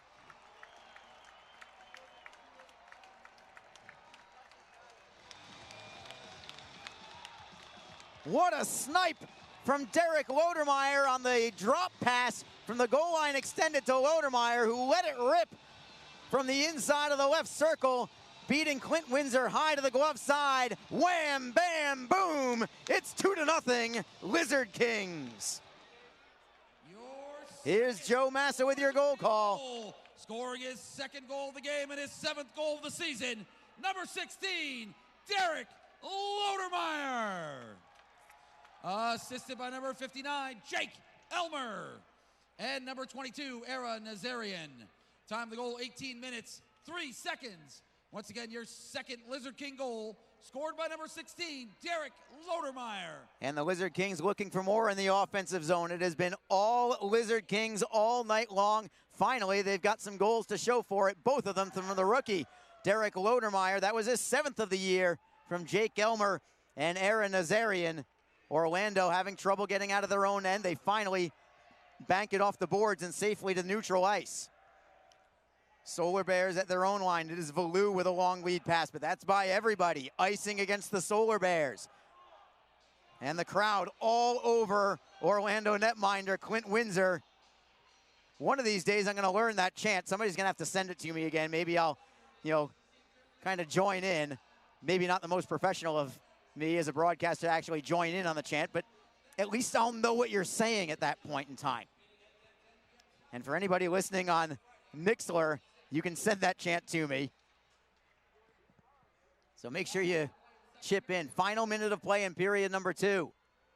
The Lizard Kings in the offensive zone again. It is Saraceno flipping it around the wall. Pickenich is there for it first. He'll reverse it, trying to go to the near side. First on it, however, are the Lizard Kings. It is Matula playing it down low for Saraceno. Saraceno with a turnaround centering feed. Nobody home. Lizard Kings pull it away. They'll knock it off the boards and out to center. Trying to set up Tyler Bird. Defending on him and getting the puck away easily is Michael Kim. Steady as a defenseman as there is for Jacksonville, number 8 in white. Down to 25 seconds to go in the period. Smatula gains center ice. Took a wicked hit in order to clear the puck deep. 20 seconds to go in the period. Lohan behind his own net for the Solar Bears. Lead pass for Hrabik. Playing it to the left side for Kukali. Just 10 seconds to go now in the period. Indirect feed stolen by Jacksonville. Maybe one final rush, but they're going to choose not to take it. They'll just let the clock expire, playing it in their own zone. 2 seconds to go in the period. Behind the play, Hrabik and Friend with sticks up high, exchanging some pleasantries. The linesmen come in and separate before anything else can happen. The two of them continuing to chirp at each other. It may not develop this time, but remember that last exchange going into the third period. Jacob Friend and Christoph Hrabik. But in that second period, after a tremendous first period from the Lizard Kings, when they outshot Orlando 9-1, more of the same in that second period, as Jacksonville outshoots Orlando in that period 10-6.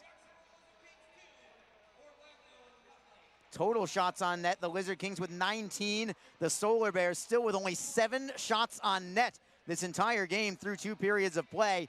And finally, the Lizard Kings get rewarded for their strong play with a pair of goals from Derek Lodermeyer. His first one was his 6th of the year, set up by Craig Martin and Jacob Friend. That was at 11:55. And then Lodermeyer comes back with his 7th of the year on assist from Jake Elmer and Aaron Nazarian. That goal at 18:03 to give the Lizard Kings a little bit of breathing room against a very good Orlando club. So we'll come back in just a couple of minutes. We will take a break. And when we return, we'll have your ECHL standings breaking down the Eastern Conference. We'll also give you your plays of the week as brought to you by South Carolina Stingrays broadcaster Jared Shafran. We are 2-0 after 2 periods of play. The Jacksonville Lizard Kings have the advantage over the Orlando Solar Bears. This is Jacksonville Lizard King hockey on the Lizard King Broadcast Network. Don't forget, this game is being streamed live around the world today.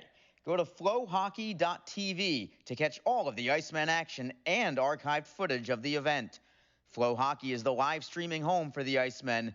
Get the Flow Sports iOS and Android apps to watch the event live and on the go. Upgrade to a pro subscription and you can gain access to premium content on all Flow Sports sites. This includes more than 1,000 live events, original documentaries, exclusive training and technique videos, and much more. Follow Flow Hockey on Twitter, Facebook, Instagram, and YouTube to get the latest news and updates from the Icemen and other upcoming Flow Hockey events. Flowhockey.tv, the new streaming home of the Jacksonville Icemen and the ECHL. Full and half-season Icemen Elite memberships are currently on sale. Elite memberships offer discounted ticket pricing and guarantees you the same seats to enjoy all of the action. As an Elite member, you will be invited to attend exclusive events throughout the season, receive merchandise and parking discounts, and even meet the team. Monthly payment plans are also available. Packages start as low as $260. For more information, contact the Icemen office at 904-602-PUCK or log on to JacksIcemen.com. Icemen Hockey, feel the freeze. Ever wish we could get a new house? Yes, and Community First is freezing mortgage rates for up to 75 days, and they pay closing costs. Ever wish we didn't hire your cousin to fix our leaky roof? Just keep mopping. Ready for a new home? The home team at Community First can help by freezing mortgage rates for up to 75 days and paying your closing costs. Learn more at communityfirstfl.org. Community First, love where you bank. Equal housing lender. Best Bet Jacksonville and Orange Park are open and excited to bring you the best in poker. Simulcast wagering, cocktails, sushi, and more. Visit bestbetjacks.com for more information. Best Bet. Experience the best. The Jacksonville Icemen offer discounted tickets for groups of 10 or more. Whether it's a company outing, a group from your school or church, or just a gathering of friends, the Icemen can help you set up a night of fun at a discounted cost. Other benefits include an intermission ride on the popular Fan Zam, a post-game group photo, or take a shot on net after the game. Ticket fundraisers are also available. For more information, contact the Icemen office at 904-602-PUCK. That's 904-602-7825, or visit us online at JacksIcemen.com. Icemen Hockey, feel the freeze. The Jacksonville Icemen are always looking to give back to the communities of North Florida. The team offers a ticket fundraising program that many local nonprofits and schools and charitable organizations can take advantage of. The program is simple. Your organization sells tickets to an Icemen home game, and a portion of each ticket purchase will go directly to your cause. This is a fun and easy way to raise money and gain exposure for your organization or school. For more information, contact the Icemen office at 904-602-PUCK. That's 904-602-7825, or log on to JacksIcemen.com. NHL players have amazing talent, and some of the very best developed right here in the ECHL. Beagles in, he scores! Now, follow all your favorite ECHL alumni every night on NHL Network's primetime hockey show, NHL Tonight. Both teams recognize how big this matchup is. Fire save by Dubin. Rebound! Goosebump stuff. NHL Tonight, every night 6 Eastern on NHL Network. If you feel that passion is just the start, if you think practice is never over, if you believe speed limits are just for highways, and Saturday mornings aren't made for cartoons, if you try, fail, learn, laugh, repeat, compete, respect, and unite, then you belong on our team. Join now at team.ccmhockey.com. From across America's premier AA hockey league, this is the ECHL Plays of the Week. High slot, slap shot, off the glove, and in! Now toward the net, he scores! Right there, what he scores! Slip back out to the blue line, shot, score! Rodney scores! The goal scores! It's rewrite the record book! It's a hat trick. Skates in over the line, Deeks shoots, in the slot, shot, save, game is over! Hey ECHL fans, this is Jared Shafrin, voice of the South Carolina Stingrays, and it's time for another edition of the ECHL Plays of the Week. The Indy Fuel snapped a 3-game skid Sunday with a 3-1 victory over the Wheeling Nailers. It was paced by forward Diego Cuglietta, who tallied his third 2-goal game of the season. His second period goal turned out to be the game winner. Stretch pass to the line, ahead to Cuglietta, right circle, waits for reinforcements, feeds it across for Thompson, into the middle, Hutchinson couldn't get a shot off, but Cuglietta does, and he scores! Diego Cuglietta gives the Fuel a 2-0 lead as he sticks with the play and beats Dorio into the open side, and Cuglietta scores his 5th goal with the Fuel and extends the lead to 2. That was Andrew Smith on the Indy Fuel Broadcast Network. Cuglietta now has 3 2-goal games in 9 contests with the Fuel. On Saturday, the Greenville Swamp Rabbits and Jacksonville Icemen collided for the 3rd and final time during a 3-game set. The Rabbits scored 4 unanswered goals in the second period, highlighted by 2 from rookie forward Karch Bachman. Here's the call of Bachman's second goal of the frame to provide his club a 3-1 advantage.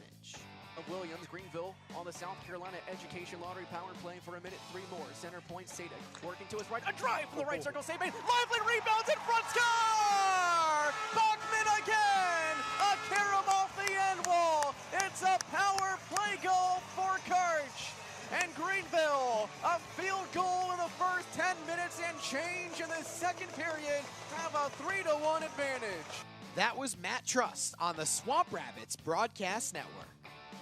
On Tuesday night, the Wheeling Nailers picked up their most one-sided victory of the season as they blew up the Fuel 6-0 at West Banco Arena. Cody Sylvester's odd man rush in the second period made the score 2-0, but the play was significant because of who started it, as Brad Drobot collected his first assist and second point in a Wheeling uniform. Cuglietta off the outside of the net for Drobot, near side, through for Courtnall, another 2-on-1, Courtnall in across Sylvester, he scores!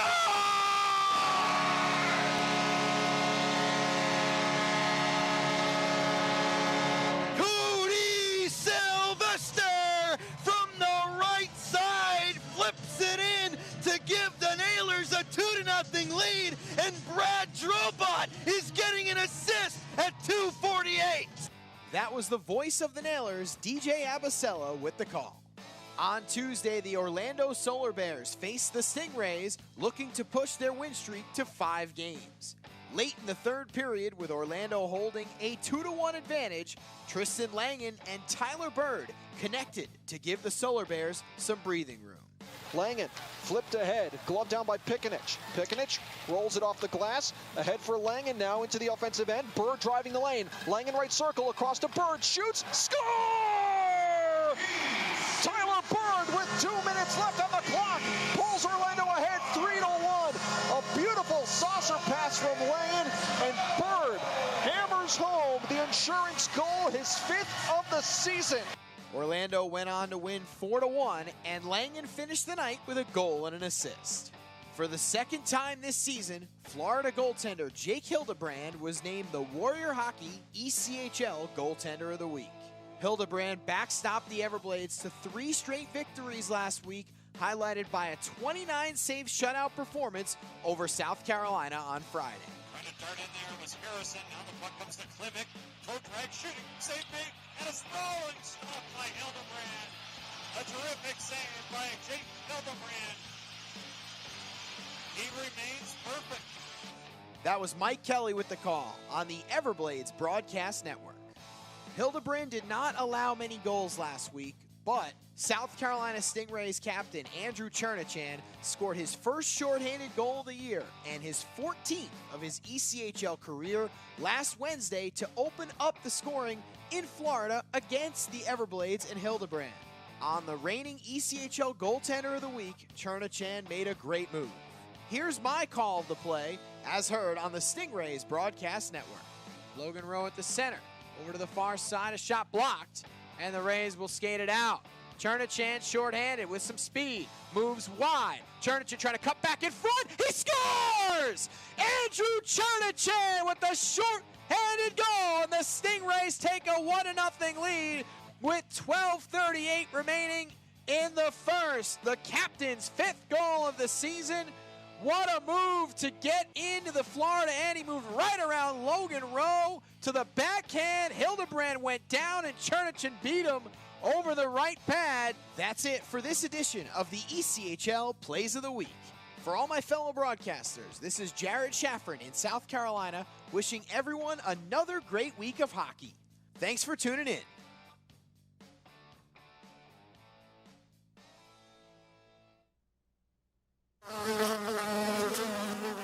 Ever wish we didn't have so many bank fees? Ouch! We should get a free checking account at Community First. They even give you a cash bonus. Ouch! Ever wish we had just bought a jar of honey instead of harvesting it? Ow! Bad bee! Have you heard the buzz? Community First is giving up to $200 cash bonuses when you open a free checking account with direct deposit. Learn more at communityfirstfl.org. Community First. Love where you bank. NCUA insured. If you feel that passion is just the start, if you think practice is never over, if you believe speed limits are just for highways, and Saturday mornings aren't made for cartoons, if you try, fail, learn, laugh, repeat, compete, respect, and unite, then you belong on our team. Join now at team.ccmhockey.com. Fans, don't forget that you, your friends, or coworkers can enjoy the exciting action of Icemen hockey comfortably above the ice in a spacious luxury suite or at ice level with our new ice boxes, available for all Icemen home games. Both options offer food and drink and make for a great way to entertain your company's employees and top clients. For more information and to check game date availability, contact the Icemen office at 904-602-PUCK. or log on to JacksIcemen.com. Icemen hockey, feel the freeze. NHL players have amazing talent, and some of the very best developed right here in the ECHL. Beagles in, he scores! Now, follow all your favorite ECHL alumni every night on NHL Network's primetime hockey show, NHL Tonight. Both teams recognize how big this matchup is. Fire save by Dubnik. Rebound! Goosebump stuff. NHL Tonight, every night 6 Eastern on NHL Network. The Jacksonville Icemen are always looking to give back to the communities of North Florida. The team offers a ticket fundraising program that many local nonprofits and schools and charitable organizations can take advantage of. The program is simple. Your organization sells tickets to an Icemen home game, and a portion of each ticket purchase will go directly to your cause. This is a fun and easy way to raise money and gain exposure for your organization or school. For more information, contact the Icemen office at 904-602-PUCK. That's 904-602-7825, or log on to JacksIcemen.com. The Jacksonville Icemen offer discounted tickets for groups of 10 or more. Whether it's a company outing, a group from your school or church, or just a gathering of friends, the Icemen can help you set up a night of fun at a discounted cost. Other benefits include an intermission ride on the popular Fan Zam, a post-game group photo, or take a shot on net after the game. Ticket fundraisers are also available. For more information, contact the Icemen office at 904-602-PUCK. That's 904-602-7825, or visit us online at JacksIcemen.com. Icemen hockey, feel the freeze. Best Bet Jacksonville and Orange Park are open and excited to bring you the best in poker, simulcast wagering, cocktails, sushi, and more. Visit bestbetjacks.com for more information. Best Bet. Experience the best. We are back in downtown Jacksonville at the Reptilian Pavilion. Arlie Johnson with you for Jacksonville Lizard Kings hockey tonight.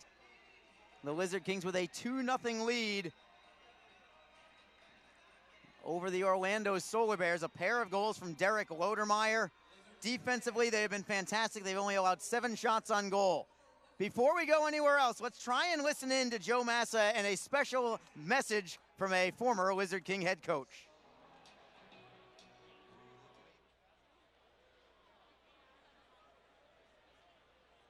Hi, Lizard King and Iceman fans. This is Bruce Cassidy with the Bruins, a former Lizard King coach. In fact, it was my first professional job. I had great memories from Jacksonville, including my first game as a head coach and the win over the Mississippi Seawolves. A lot of friendships along the way, guys I continue to keep in touch with that played for me. Rick Bennett, Kurt Mallett, Matt Cooney, Cale McLean, Mike Hall, Cam White, Brad Fedorenko. The list goes on. And of course, Joe Zidlow, who's continued to be a close friend of mine, one of the original broadcasters. So good luck and continued success to your franchise. Oh, love hearing that from Butch Cassidy. Also Bruce Cassidy, goes by Butch, the head coach of the Boston Bruins, who, if you heard that, his first head coaching gig as a pro anyway, was right here in Jacksonville for the Jacksonville Lizard Kings.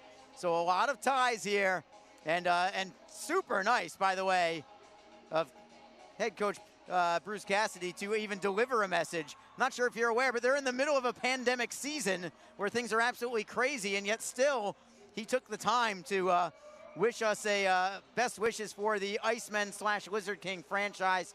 So hats off to you, Butch. Thank you so much. Thank you to Joe Zidlow. Thank you to Greg Capson and everybody else. Woody Carlson, too. All these guys who have been involved with the Lizard Kings that are here, and just at least adding just a little extra message and a little extra zip to tonight's one-time only Lizard King event. Without you guys, I mean, it would still be a great night, but man, so much better just hearing from you guys. And once again, just to emphasize, for the head coach of the Boston Bruins to go out of his way to send a message like this, just to say about, talk a couple seconds about the old days and his job as head coach of the Lizard Kings, that's pretty special right there. So loved hearing that. Also want to say hi to a couple people out there listening in on Mixlr, including Sue Aramblo, including Jude Chris, Mama Smurf, who are tuning in. Love having you guys listening in, as always, and hopefully we'll provide yet another victory for you tonight. At least for tonight, it would be for the Lizard Kings. It'll be back to the Icemen tomorrow evening for Jacksonville, as these two teams are not done playing yet this weekend. Remember, it's a 4-game series between these two clubs. Jacksonville defeated Orlando on St. Patrick's Day, 5-2 here in Jacksonville, leading 2-0 obviously tonight. Tomorrow night, it will be Jacksonville at Orlando, in a place where Jacksonville still has never won in 3+ years. And tomorrow night is the last time that Jacksonville plays in Orlando this year. So if they don't win tomorrow, it'll be 4 seasons straight where Jacksonville will not win at the Amway Center. So they will try and break that up tomorrow night. And then the weekend series concludes right back here in Jacksonville on Sunday afternoon. The final 6 games of the season series will all be here in Jacksonville. No more games in Orlando. Again, these two teams face off 15 times this year, but 12 of them, remarkably, are here in Jacksonville. So the Lizard Kings tonight, the Icemen in general, really catch a major break in the schedule, at least in terms of their season series with Orlando. Of course, it bites them on the other side with a couple of series, as the Icemen face Greenville 18 times, but 11 of them are on the road. They face Florida 16 times this year, but 10 of them are on the road. So there are some disadvantages, but I will take 12 out of 15 home games against Orlando any time. And I know you fans will too. All right, so the message from Bruins head coach Bruce Cassidy has now been provided for us. We are back to hockey. The Lizard Kings will skate from my left to my right, leading 2-0 tonight, as the Jacksonville Lizard Kings will try to go over 500 for the first time all season long. quickly to the ECHL scoreboard. The Greenville Swamp Rabbits leading the Florida Everblades 4-2. That's early in the third period. The Jacksonville doesn't like seeing that. Also, the South Carolina Stingrays hosting the Fort Wayne Comets. They are tied up 1-1 entering the third period of play. Orlando wins the draw. We are underway. In the third period, the Lizard Kings on top 2-0 on a pair of Derek Lodermeyer goals. The Lizard Kings play it D to D. It is Michael Kim up the left side, knocked away by Orlando. They'll steal it and play it into the offensive end. Losing an edge on the play, however, was Aaron Luchuk, and the Lizard Kings get it back in neutral ice. It is Warren up the boards for Akan. He prevents the icing, forcing Windsor to play it himself. Windsor around the wall. Gignac couldn't quite get there. Goes back into the corner, but Akan now with a steal. Akan on his backhand. Tries to skate away from the Orlando defender, Jordan Schneider. Got a centering pass off, but that was intercepted. Not cleared yet. Pinching in from the blue line was Matula. Now it's knocked away and played out to center. The Lizard Kings bring it right back in the offensive zone. More of the same here from the Lizard Kings. They certainly don't want to play on their heels and just protect this lead. They're looking for more, and a save made by Windsor. Just as I say that, off the drive from Mike Zmatula from about 35 feet away. So the Lizard Kings looking for more. Windsor, I think, has played phenomenal for the Solar Bears, not just tonight, but Wednesday night also. I think that Jacksonville has done all they could just to get 2 goals tonight and the 5 that they got last night, but it would have been much worse were it not for Clint Windsor. He's been great.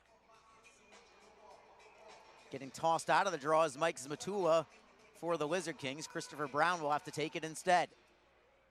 Just a minute gone by in this third period. Lizard Kings collect the puck. Saraceno turns away from a man. That's Mark Auk. Behind the net, cuts towards the middle. Power move, but it's frozen by Clint Windsor. And now we've got 6 up high, and a man goes down right in the Orlando crease.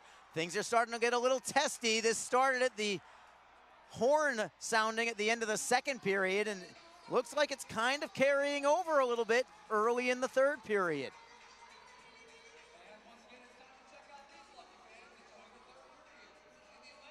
Saraceno finally skates away. No harm, no foul, no penalties either. As the Lizard Kings keep the Mike Zmatula line out there with Christopher Brown and Nick Saraceno. Zmatula at center, Saraceno in the slot to his left. Brown is on the right wing against the glass, and Zmatula wins it. It is Binkley with a drive. It is well wide to the short side. Comes off the end boards for the Solar Bears. They'll chip it off the glass and out. Orlando now takes it into the zone. Drop pass poked away by Jacksonville. It will roll softly to the red line. And the Solar Bears wrist it right back in. It goes off the glass, over the glass, and ultimately out of play. Quick announcement also from Joe Massa. Listen to this one. Sean became the 3rd Iceman player to reach the NHL when he made his debut last night for the Boston Bruins in their game at Buffalo. Ashan now joins Cole Sherwood and Jansen Harkins as former Iceman players to be considered an ECHL graduate to the NHL. Oh, great tribute there. Jack Ashan, who played a couple of games for the Icemen just a few months ago, made his NHL debut last night for the Boston Bruins in a 4-1 win over the Buffalo Sabres. The Bruins now have some other problems as they've had their next 2 games postponed due to COVID, including one against Buffalo, which would have been tomorrow. As we resume play, and the Lizard Kings have the puck. Rister from the blue line is deflected into the corner. Elmer took a slash, then keeps the puck. Left wing circle, it's Elmer. Turnaround shot denied by Windsor. He'll gobble it up in his midsection and take the draw. The Lizard Kings up to 22 shots on goal now on that attempt from Elmer. Orlando still with 7 shots on goal. And if that's the sign of a tired team, well, it's not going to get any better for Orlando. This is 4 games and 5 nights for Jacksonville. That is tough. But Orlando played on Tuesday night. They're 5-6 for them. So they're going to be a little more tired than Jacksonville. At least on paper it would appear that way. On the ice, it certainly looks that way. They look like they're already exhausted. And this is the first of 3 games and 3 nights as the Lizard Kings try to get a centering pass away. Gignac couldn't handle it, but the Lizard Kings hold it in. It is Warren behind the Orlando net on his backhand. Tries the wraparound. It is denied. Comes back for Akan. Couldn't get the pass away. It's poked loose by the Solar Bears. Topping will backhand it into the corner for Rapace. Rapace gives it up to Jacksonville. Up the side, a steal from Rapace. Fakes the shot, had it pocket picked by Jacksonville. They'll clear it out.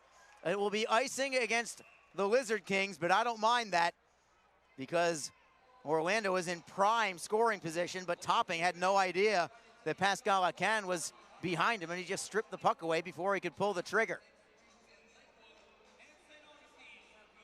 Jack Ashan again played just the 2 games for Jacksonville here. Just 1 home game. It was a memorable one. It was the night when the Icemen were trailing the Florida Everblades 3-0, then roared back with 5 unanswered goals to win 5-3 against Florida. That was Ashan's home game, and now there he is up in the NHL with the Boston Bruins, and we wish him and the Bruins all the success in the world. Lizard Kings have the puck up the right wing side. It is Brendan Warren trying to clear it out of the zone. He does get it past Mark Auken safely to center. Auk back with it there. Flipping it in. Williams will block it behind his own net. Leaving it for Kim. He'll rim it around the opposite wing, right on the blade of Christopher Brown by himself for the moment. He'll just drive it down low. Windsor will play it around the boards. Orlando easily out of their own zone, but a poke check from Jacksonville knocks it free at center. Solar Bears lose it, and now the Lizard Kings flip it high into the air, bouncing puck. Auk gives it up to Zmatula on the steal. Centering feed and a save made. Rebound is loose. Oh, what a stop by Windsor. And it goes right through the blue paint on the 3rd attempt from Jacksonville. It is Brown playing it into the corner for Saraceno. Cross ice look all the way to the left point. Wrister in a screen, deflected wide on the play. Brown gets it back, looking for Zmatula. Zmatula pokes it down low as the Lizard Kings continue to pepper the net of Clint Windsor. Leading 2-0, easily could be 4 or 5 tonight. Solar Bears between the hash marks in their own zone. Line change here for the Lizard Kings. Aaron Azarian with Calder Brooks and Craig Martin.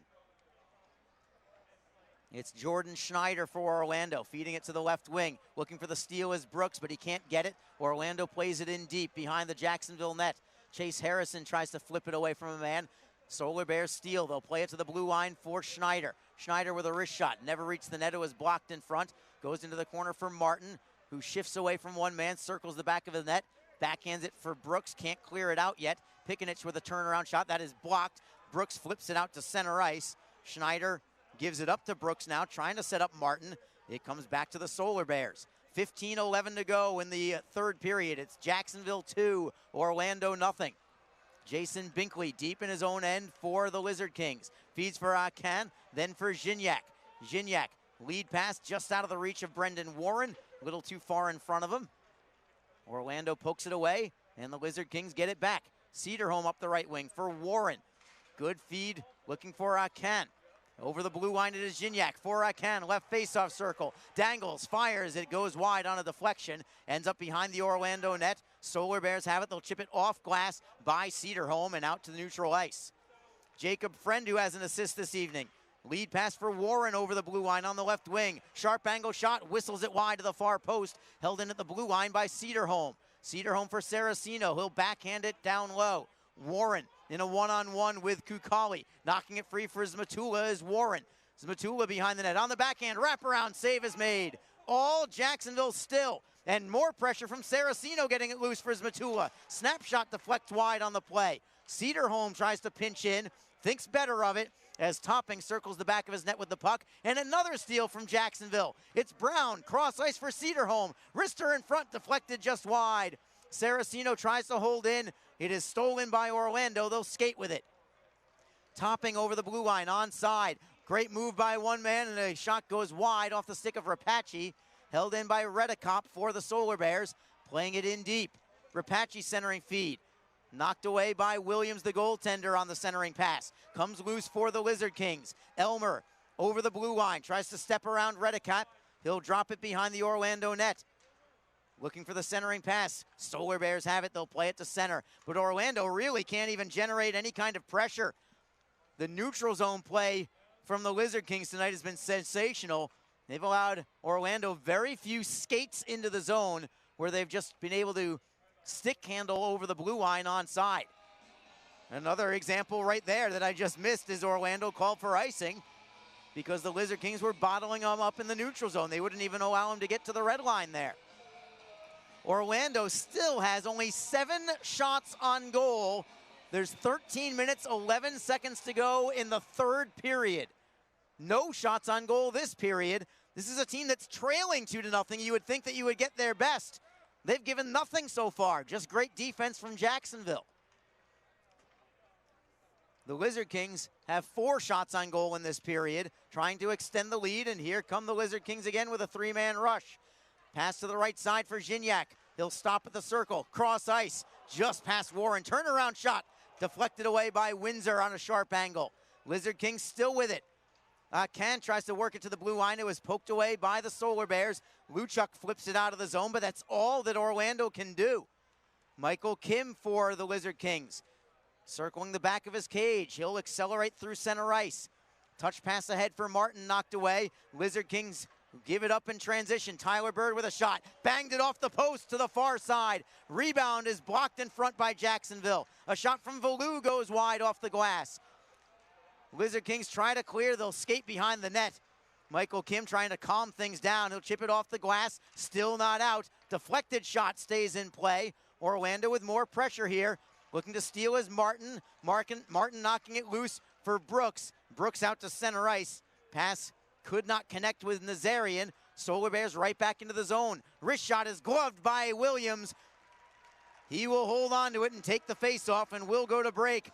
The Solar Bears were close there, banging one off the post, but it stays Lizard Kings 2, Solar Bears nothing. This is the Jacksonville Lizard King Broadcast Network. The Jacksonville Icemen offer discounted tickets for groups of 10 or more. Whether it's a company outing, a group from your school or church, or just a gathering of friends, the Icemen can help you set up a night of fun at a discounted cost. Other benefits include an intermission ride on the popular Fan Zam, a post-game group photo, or take a shot on net after the game. Ticket fundraisers are also available. For more information, contact the Icemen office at 904-602-PUCK. That's 904-602-7825, or visit us online at jacksiceman.com. Icemen Hockey, feel the freeze. The Jacksonville Icemen are always looking to give back to the communities of North Florida. The team offers a ticket fundraising program that many local nonprofits and schools and charitable organizations can take advantage of. The program is simple. Your organization sells tickets to an Icemen home game, and a portion of each ticket purchase will go directly to your cause. This is a fun and easy way to raise money and gain exposure for your organization or school. For more information, contact the Icemen office at 904-602-PUCK. That's 904-602-7825, or log on to jacksiceman.com. Arlie Johnson with you for Jacksonville Lizard Kings Hockey, a special one-night-only event. Although, I must say, this has been such a popular night with the Lizard Kings coming back. Does make me wonder if it's maybe just a one-night event this year. You never know. We'll see what happens in the years to come. Meanwhile, back to play as the Solar Bears get a drive away. That never reached the net. It was blocked. Comes loose for the Lizard Kings. They've got a 3-on-2 breakout. Odd man rush for Jacksonville. Brown onside. Button hooks at the left side. Cross ice look. Saraceno with a drive. Deflected. Score! Wham, bam, boom. 3-0 Lizard Kings on Mike Zmatula's goal. It wasn't exactly a thing of beauty. It bounced off his leg and trickled over the goal line and into the net. But they don't ask for style points on the scoreboard. Results matter. That one counts. It was a bouncing puck. It went off the shin guard of Zmatula and redirected into the net. No kicking motion whatsoever. 3-0 Lizard Kings with 11:21 to go in the third. It's going to be Zmatula's 6th goal of the year. And here is Joe Massa again.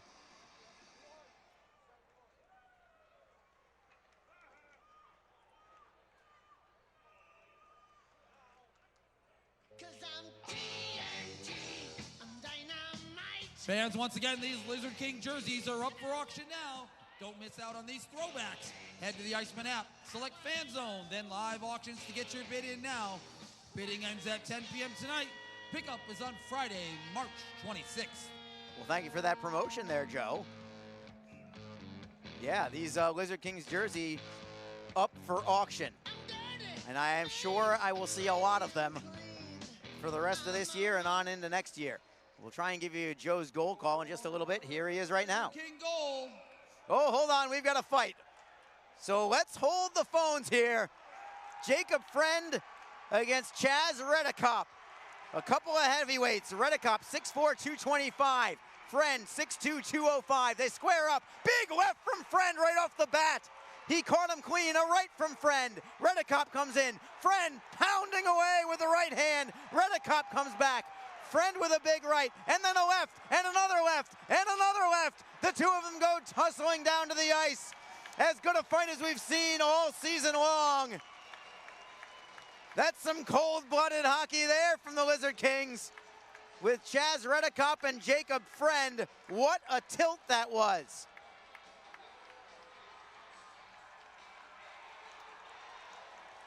The two of them head to the penalty box.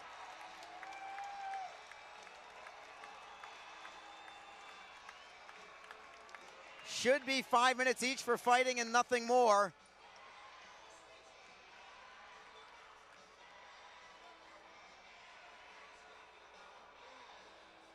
I don't think there was any kind of instigator there.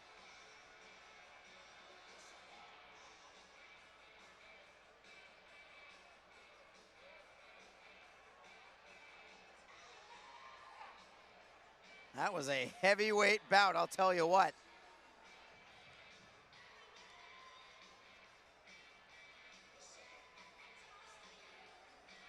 And for Jacob Friend, the rookie out of St. Mary's University, former Los Angeles Kings draft pick, his first professional fight there, and it was memorable. Lizard Kings collect the puck as we resume play. Streaking up the left wing is Gignac, beats his man wide. Sharp angle shot, save made by Windsor with the blocker. Rebound for the Solar Bears. They'll stick handle up the left wing. And here is Joe Massa finally with your goal call. Number 9, Mike Smatula. Assisted by number 13, Nick Saraceno. And number 10, Christopher Brown. Time of the goal, 8 minutes, 39 seconds. Once again, your Lizard King goal scored by number 9, Mike Smatula. Assisted by Saraceno and Brown. Time of the goal, 8:39. So Smatula with goal number 6 on the year from Nick Saraceno and Christopher Brown. That line has been very good as of late. A couple of lines, really, the Lizard Kings, all 3 lines have been humming as of late. And here they come again, possible 2-on-1 if they hustle. Brooks with Nazarian, they're onside. Brooks being harassed from behind, couldn't get the pass away. Orlando with some closing speed defensively from Matthew Spencer, not allowing Brooks to get the pass or the shot away. Still, we are halfway through the third period. It stays 3-0 Lizard Kings as the Solar Bears play it deep into Jacksonville's end. Orlando first on the puck, centering pass. All alone was Langen, but he couldn't handle the pass. And the Lizard Kings are fortunate to get that puck away and clear it out. And again, the crowd all over the Orlando netminder, Quint Windsor, as Saraceno with a steal at center ice. Dropping it for Cedarholm, back for Saraceno. Touch pass knocked away, but it comes right back to the Lizard Kings. Saraceno over the blue line, left circle. Centering pass deflected away by Windsor. Goes back to Orlando. Here they come with Aaron Luchuk. Luchuk over the blue line. Gignac knocks it away. Setting up Warren up the right wing side. He's onside. Cuts to the middle. Shot is blocked by Kukali. Kukali up the wall. Cedarholm holds it in. He'll play it behind the net. Windsor got a piece of it, but it stays in play. Still behind the net. Warren to the blue line. Cedarholm's blast is deflected into the corner. Khan got tripped up on the play. Gignac pulls away with it. Tries to center. It's picked off by Orlando. They'll shovel it out to center ice, and we've got sticks up high behind the play. And Kukali took Gignac down on the play. Gignac comes back. We're playing on, and now Khan is going to go after Alex Kukali, and we're going to have another bout here. Gloves are off. Khan standing up for his teammate Gignac, and he pounds Kukali away and drives him into the ground. And a hard stick tap from Brandon Gignac on the ice for his teammate, Pascal Khan. A real team builder here. Not just that fight, but this entire game, I think. You can tell how close-knit these guys are. for Jacksonville, just the way that they're responding to these fights. That stick tap from Brandon Gignac about 3 feet away from his teammate. A major salute to his line mate, who was standing up for him after he got slashed from behind with no call whatsoever. And now Nick Saraceno, the alternate captain for the Lizard Kings, is drawing away at Sean McFarland, wondering why there was no call for a slash in the first place.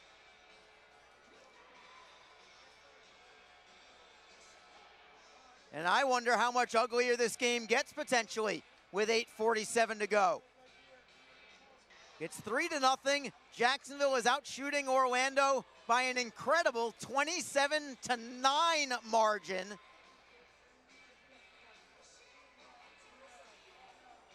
I would say that Jacksonville's totally in control, and now that I see the time up on the scoreboard, I think it's, well, let's hold on a second. It looks like it's going to be matching double minors. They originally had 4 minutes of time up on the penalties for Jacksonville only, but they changed it up and then took it away.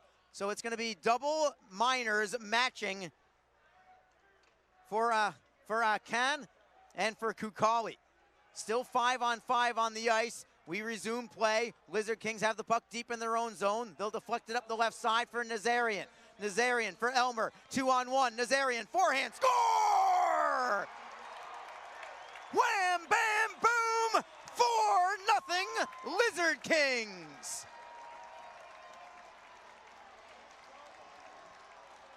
Nazarian going short side with that snapshot from the inside of the left circle.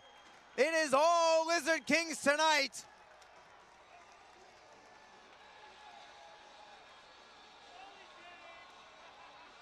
It is not easy to beat Clint Windsor clean with a shot, but Nazarian just did it. I think he caught Windsor moving just slightly the other direction. He was expecting that shot to go the other direction.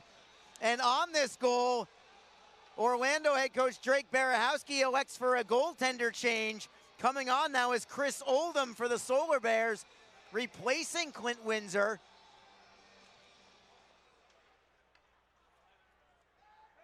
And here is Joe Massa yet again as the Lizard Kings are rolling.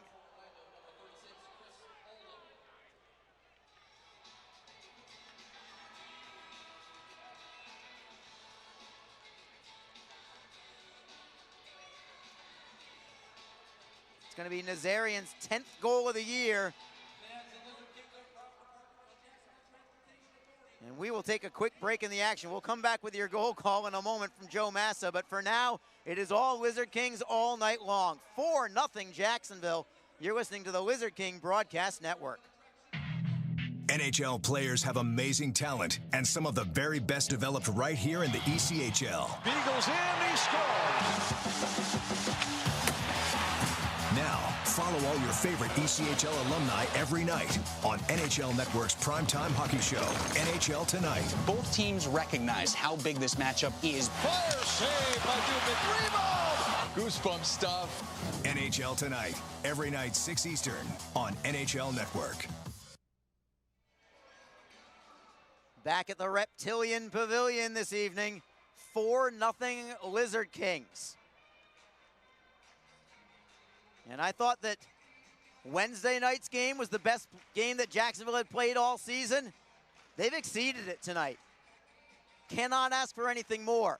You have 8 minutes left in the game. You have allowed 9 total shots on goal. Offensively, you're clicking. Here's Joe Massa again with your goal call. Scored by number 22, Era Nazarian. Assisted by number 59, Jake Elmer. And number 8, Michael Kim. Time of the goal, 11 minutes, 37 seconds. Once again, your 4th Lizard King goal, scored by number 22, Era Nazarian. So 4-0 Lizard Kings, and Jacksonville still has the puck in the offensive zone. It is Martin to the left point for Harrison. Harrison pokes it into the corner for Calder Brooks, who spins away from a man. Brooks on his backhand to the line for Harrison. A drive and a screen deflected wide by Lodermeyer, who was bidding for the hat trick there and just missed. On the deflection, Hamilton pinches in from the blue line trying to hold it in, and he does hold it in at the line. He'll turn and drop it off the wall, finally taken away by the Solar Bears. And Hrabik will stick handle over the blue line. Onside, Orlando towards goal, but it was blocked by Hamilton with the leg. Orlando looked like they stuck out a leg, almost like they were almost intentionally trying to trip somebody. They missed, so it ended up working out okay. And here come the Lizard Kings again. Martin through center ice, gaining the red line before flipping it into the air. Behind the Orlando net, their goaltender is now Chris Oldham. He's making his Solar Bears debut tonight in relief of Clint Windsor. As the Solar Bears get a shot away that goes wide. Luchuk looks to center, knocked away by Jacksonville defensively. Michael Kim was there. Auk with a shot that is deflected in front and cleared out of the zone by the Lizard Kings. Down to 6.5 minutes to go in the third period.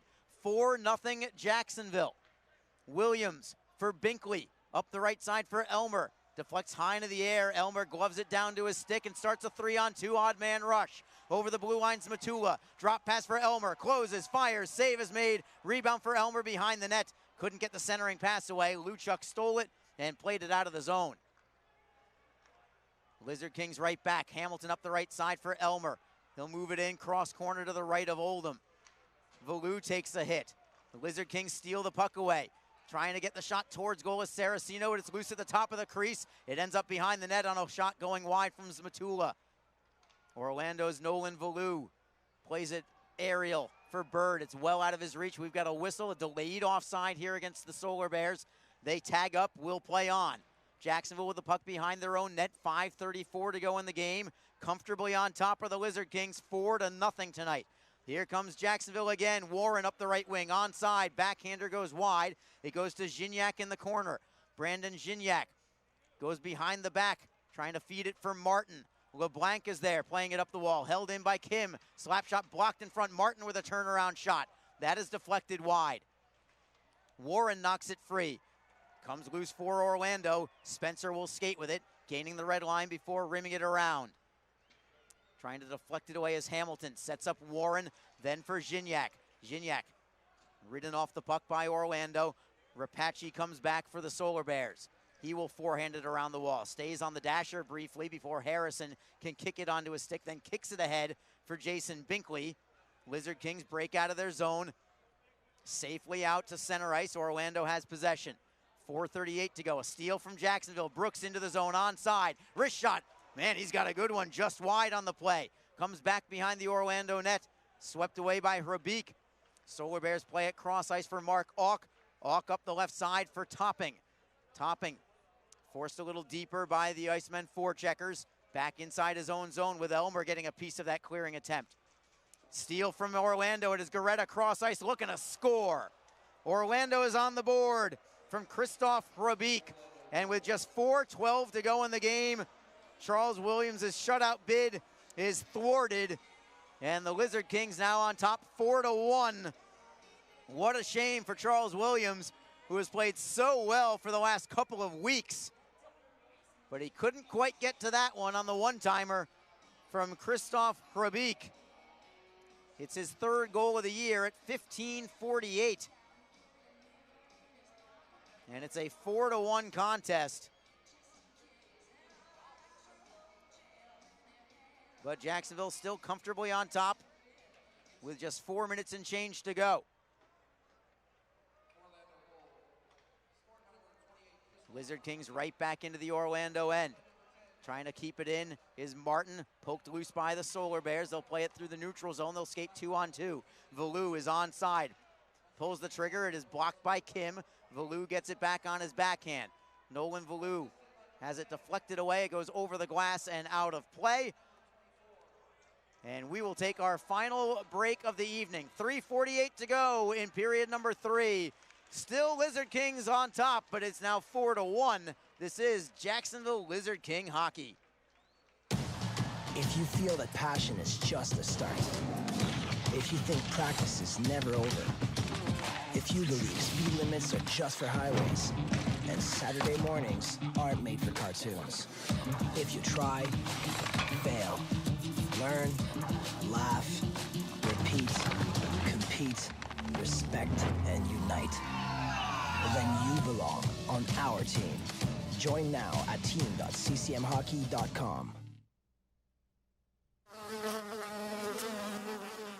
wish we didn't have so many bank fees?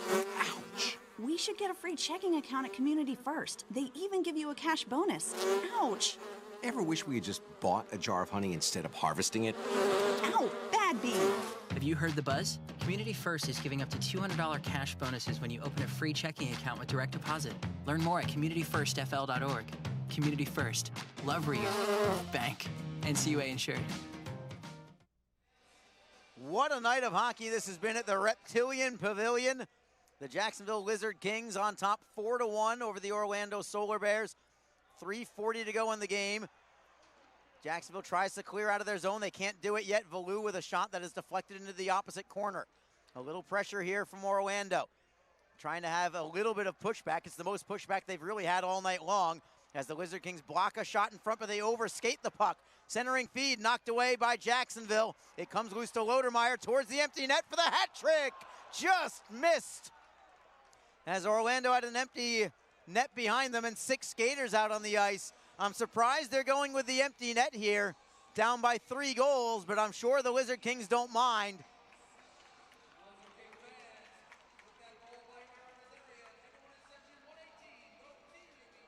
And I think if you're head coach Jason Christie with this 3-goal cushion, you leave Derek Lodermeyer on the ice as long as possible. See if he can connect for the hat trick tonight. And that didn't miss by more than a foot from about 180 feet away. Orlando wins the faceoff in the offensive zone. Auk plays it cross ice. Shot towards goal is deflected behind the net. Lodermeyer tries to clear it away. He'll go to the open net again. It's going to go wide and another icing. I have no problem with that whatsoever when you've got a 3-goal lead. Go for it. Take the whistles. No problem there. If you're up by 1, different story. Get the puck out of the zone. If you're up 2 goals, honestly, I'm probably going for the net there.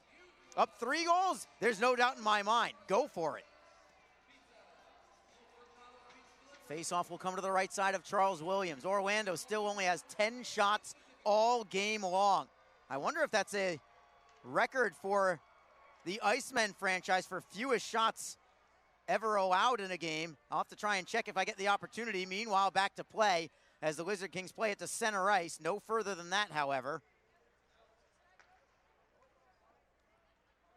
Orlando clears it into the zone. Cedarholm wrists it around the wall. It is blocked there by Garetta. Down to 2:30 to go in the game.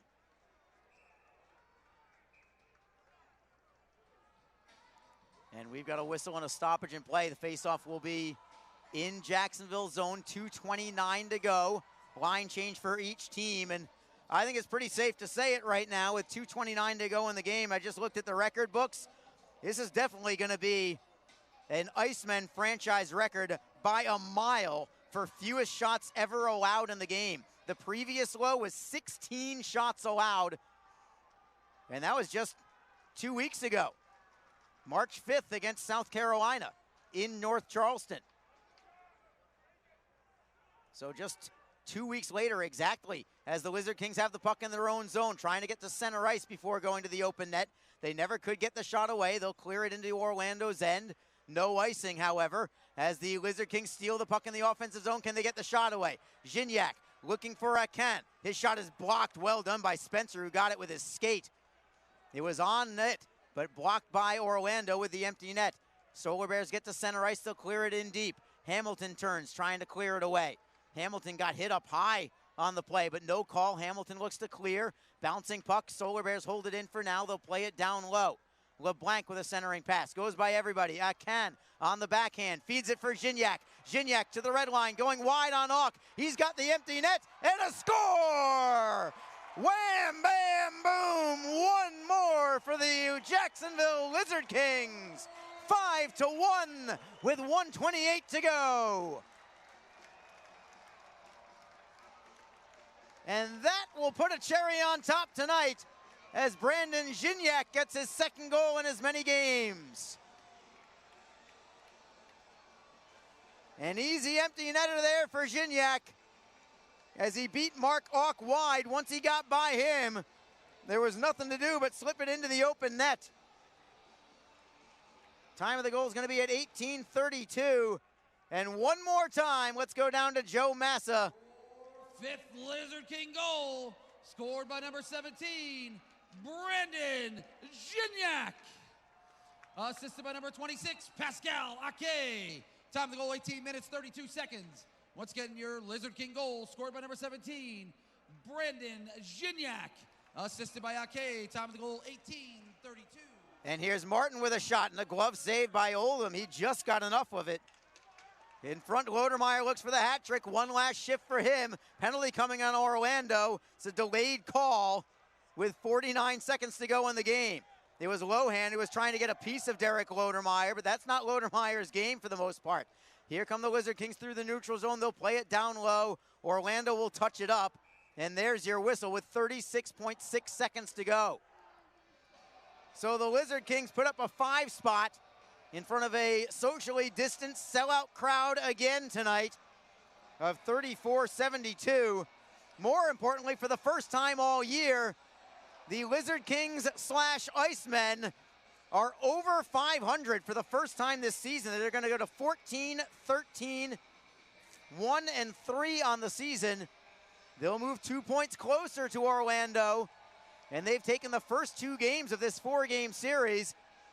The Icemen franchise setting a record tonight for fewest shots allowed in a game. Only 10 shots allowed all night long from the Lizard Kings. Here's Brown faking the shot, playing it down low, centering feed, looking for Lodermeyer. It's stolen and cleared by Orlando. Just 22 seconds left to go in the game. Williams behind the net for Hamilton. One final rush for the Lizard Kings. What a wonderful night this has been. Hamilton over the blue line. Going wide on Redekop behind the Orlando net. Hamilton looks to center. He'll play it for Lodermeyer behind the net. Lodermeyer moves it towards this corner. Can't get the centering pass away. Time will expire. And this one is over. A dominant effort tonight from the Jacksonville Lizard Kings. And Brandon Gignac with a great celly with goaltender Charles Williams. And a night that a lot of you fans, I'm sure, will not forget anytime soon. What a pleasure this was to broadcast tonight for the Jacksonville Lizard Kings coming back. And man, did the team play like this was a special night. They played their best game of the season on Wednesday night and topped it this evening with a tremendous 5-1 victory.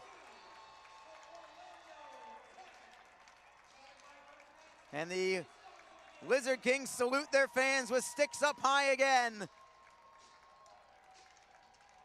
Cruising over the Orlando Solar Bears, 5-1, and this Orlando club looks very, very tired, and they're gonna go right back at it tomorrow night in Orlando. That one should be interesting. We'll see if the Lizard Kings, who will soon become the Icemen again tomorrow, will win in Orlando. They'll be looking to do it for their first time in franchise history tomorrow. That is what is at stake tomorrow. A big, big game for the Icemen tomorrow. But tonight, it was Lizard Kings hockey, and it was a spectacular night all around. Here's Joe Massa with your 3 stars of the game. Cheese pizza with the purchase of $15 or more for 48 hours starting tomorrow at midnight. You can head to your Lizard King app under Fan Zone, then Marketplace to score this deal.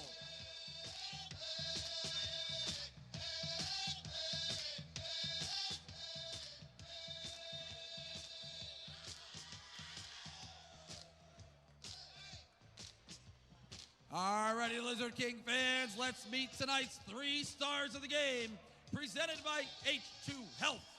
Your number 3 star from your Jacksonville Lizard King with 2 assists, number 59, Jake Elmer.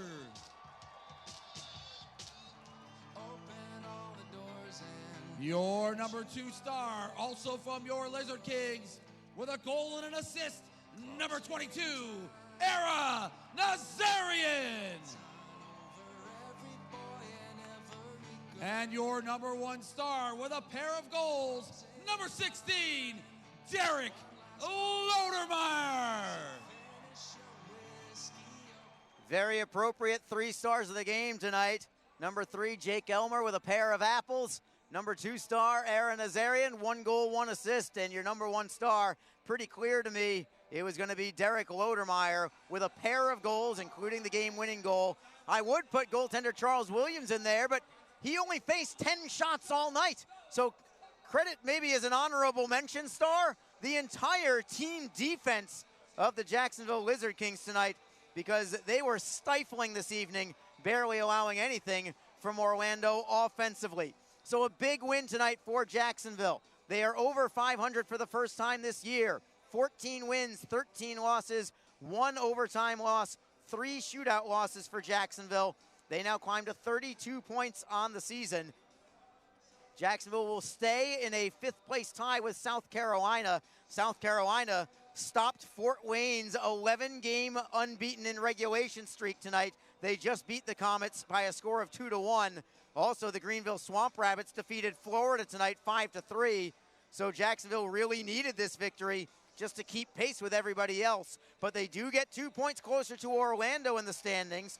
And with this win now, Jacksonville only 6 points behind Orlando in the standings, and they still have 3 games in hand as well over the Solar Bears, with 2 more games against each other, both tomorrow night and Sunday afternoon. But for now, let's focus on tonight. A tremendous effort as Jacksonville followed up Wednesday night's 5-2 victory, which they played, I think, their best hockey of the season, but they played even better tonight, in my opinion. Their best game of the year, I think, without question, from Jacksonville this evening, with a convincing 5-1 win for the Jacksonville Lizard Kings tonight. Several people to thank tonight. Let me start from a Lizard King standpoint. I want to thank all the former Lizard Kings that were involved in making this such a wonderful production. With the starting lineups and your public address announcer, Woody Carlson. I want to thank Greg Capson, former Lizard King player, for coming here all the way from Texas to be a part of this game tonight. Certainly want to thank my predecessor, Joe Zidlow, a good friend of mine, for giving a special video message.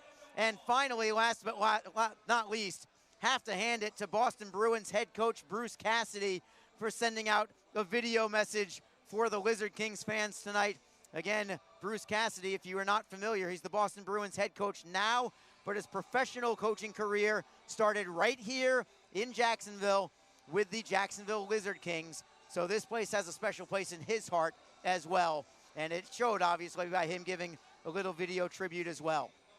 I want to thank the fans that listened in, both on flowhockey.tv and on Mixlr. Also want to give a quick note to Marty Pat, in case you happen to still be on, Marty Pat. You had asked, can't believe they took Windsor out of the net. He's playing a great game.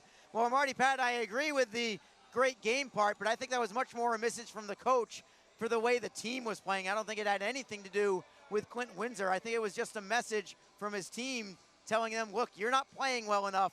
I'm changing the goaltender as a message to you that you guys need to play better. And we'll see if Orlando does that tomorrow night. Certainly from a Jacksonville perspective, we hope it doesn't work at all, because the Icemen tomorrow will be looking to make it 3 in a row over the Solar Bears. So again, thank you to everybody else listening. Andrew Fielder out there chiming in on the Mixlr broadcast on the message board, and all of you out there watching on flowhockey.tv. Thank you so much for allowing me the opportunity to broadcast this game to you, because ultimately this is all about the fans, not only the ones in the arena, but the ones tuning in and supporting the club as well.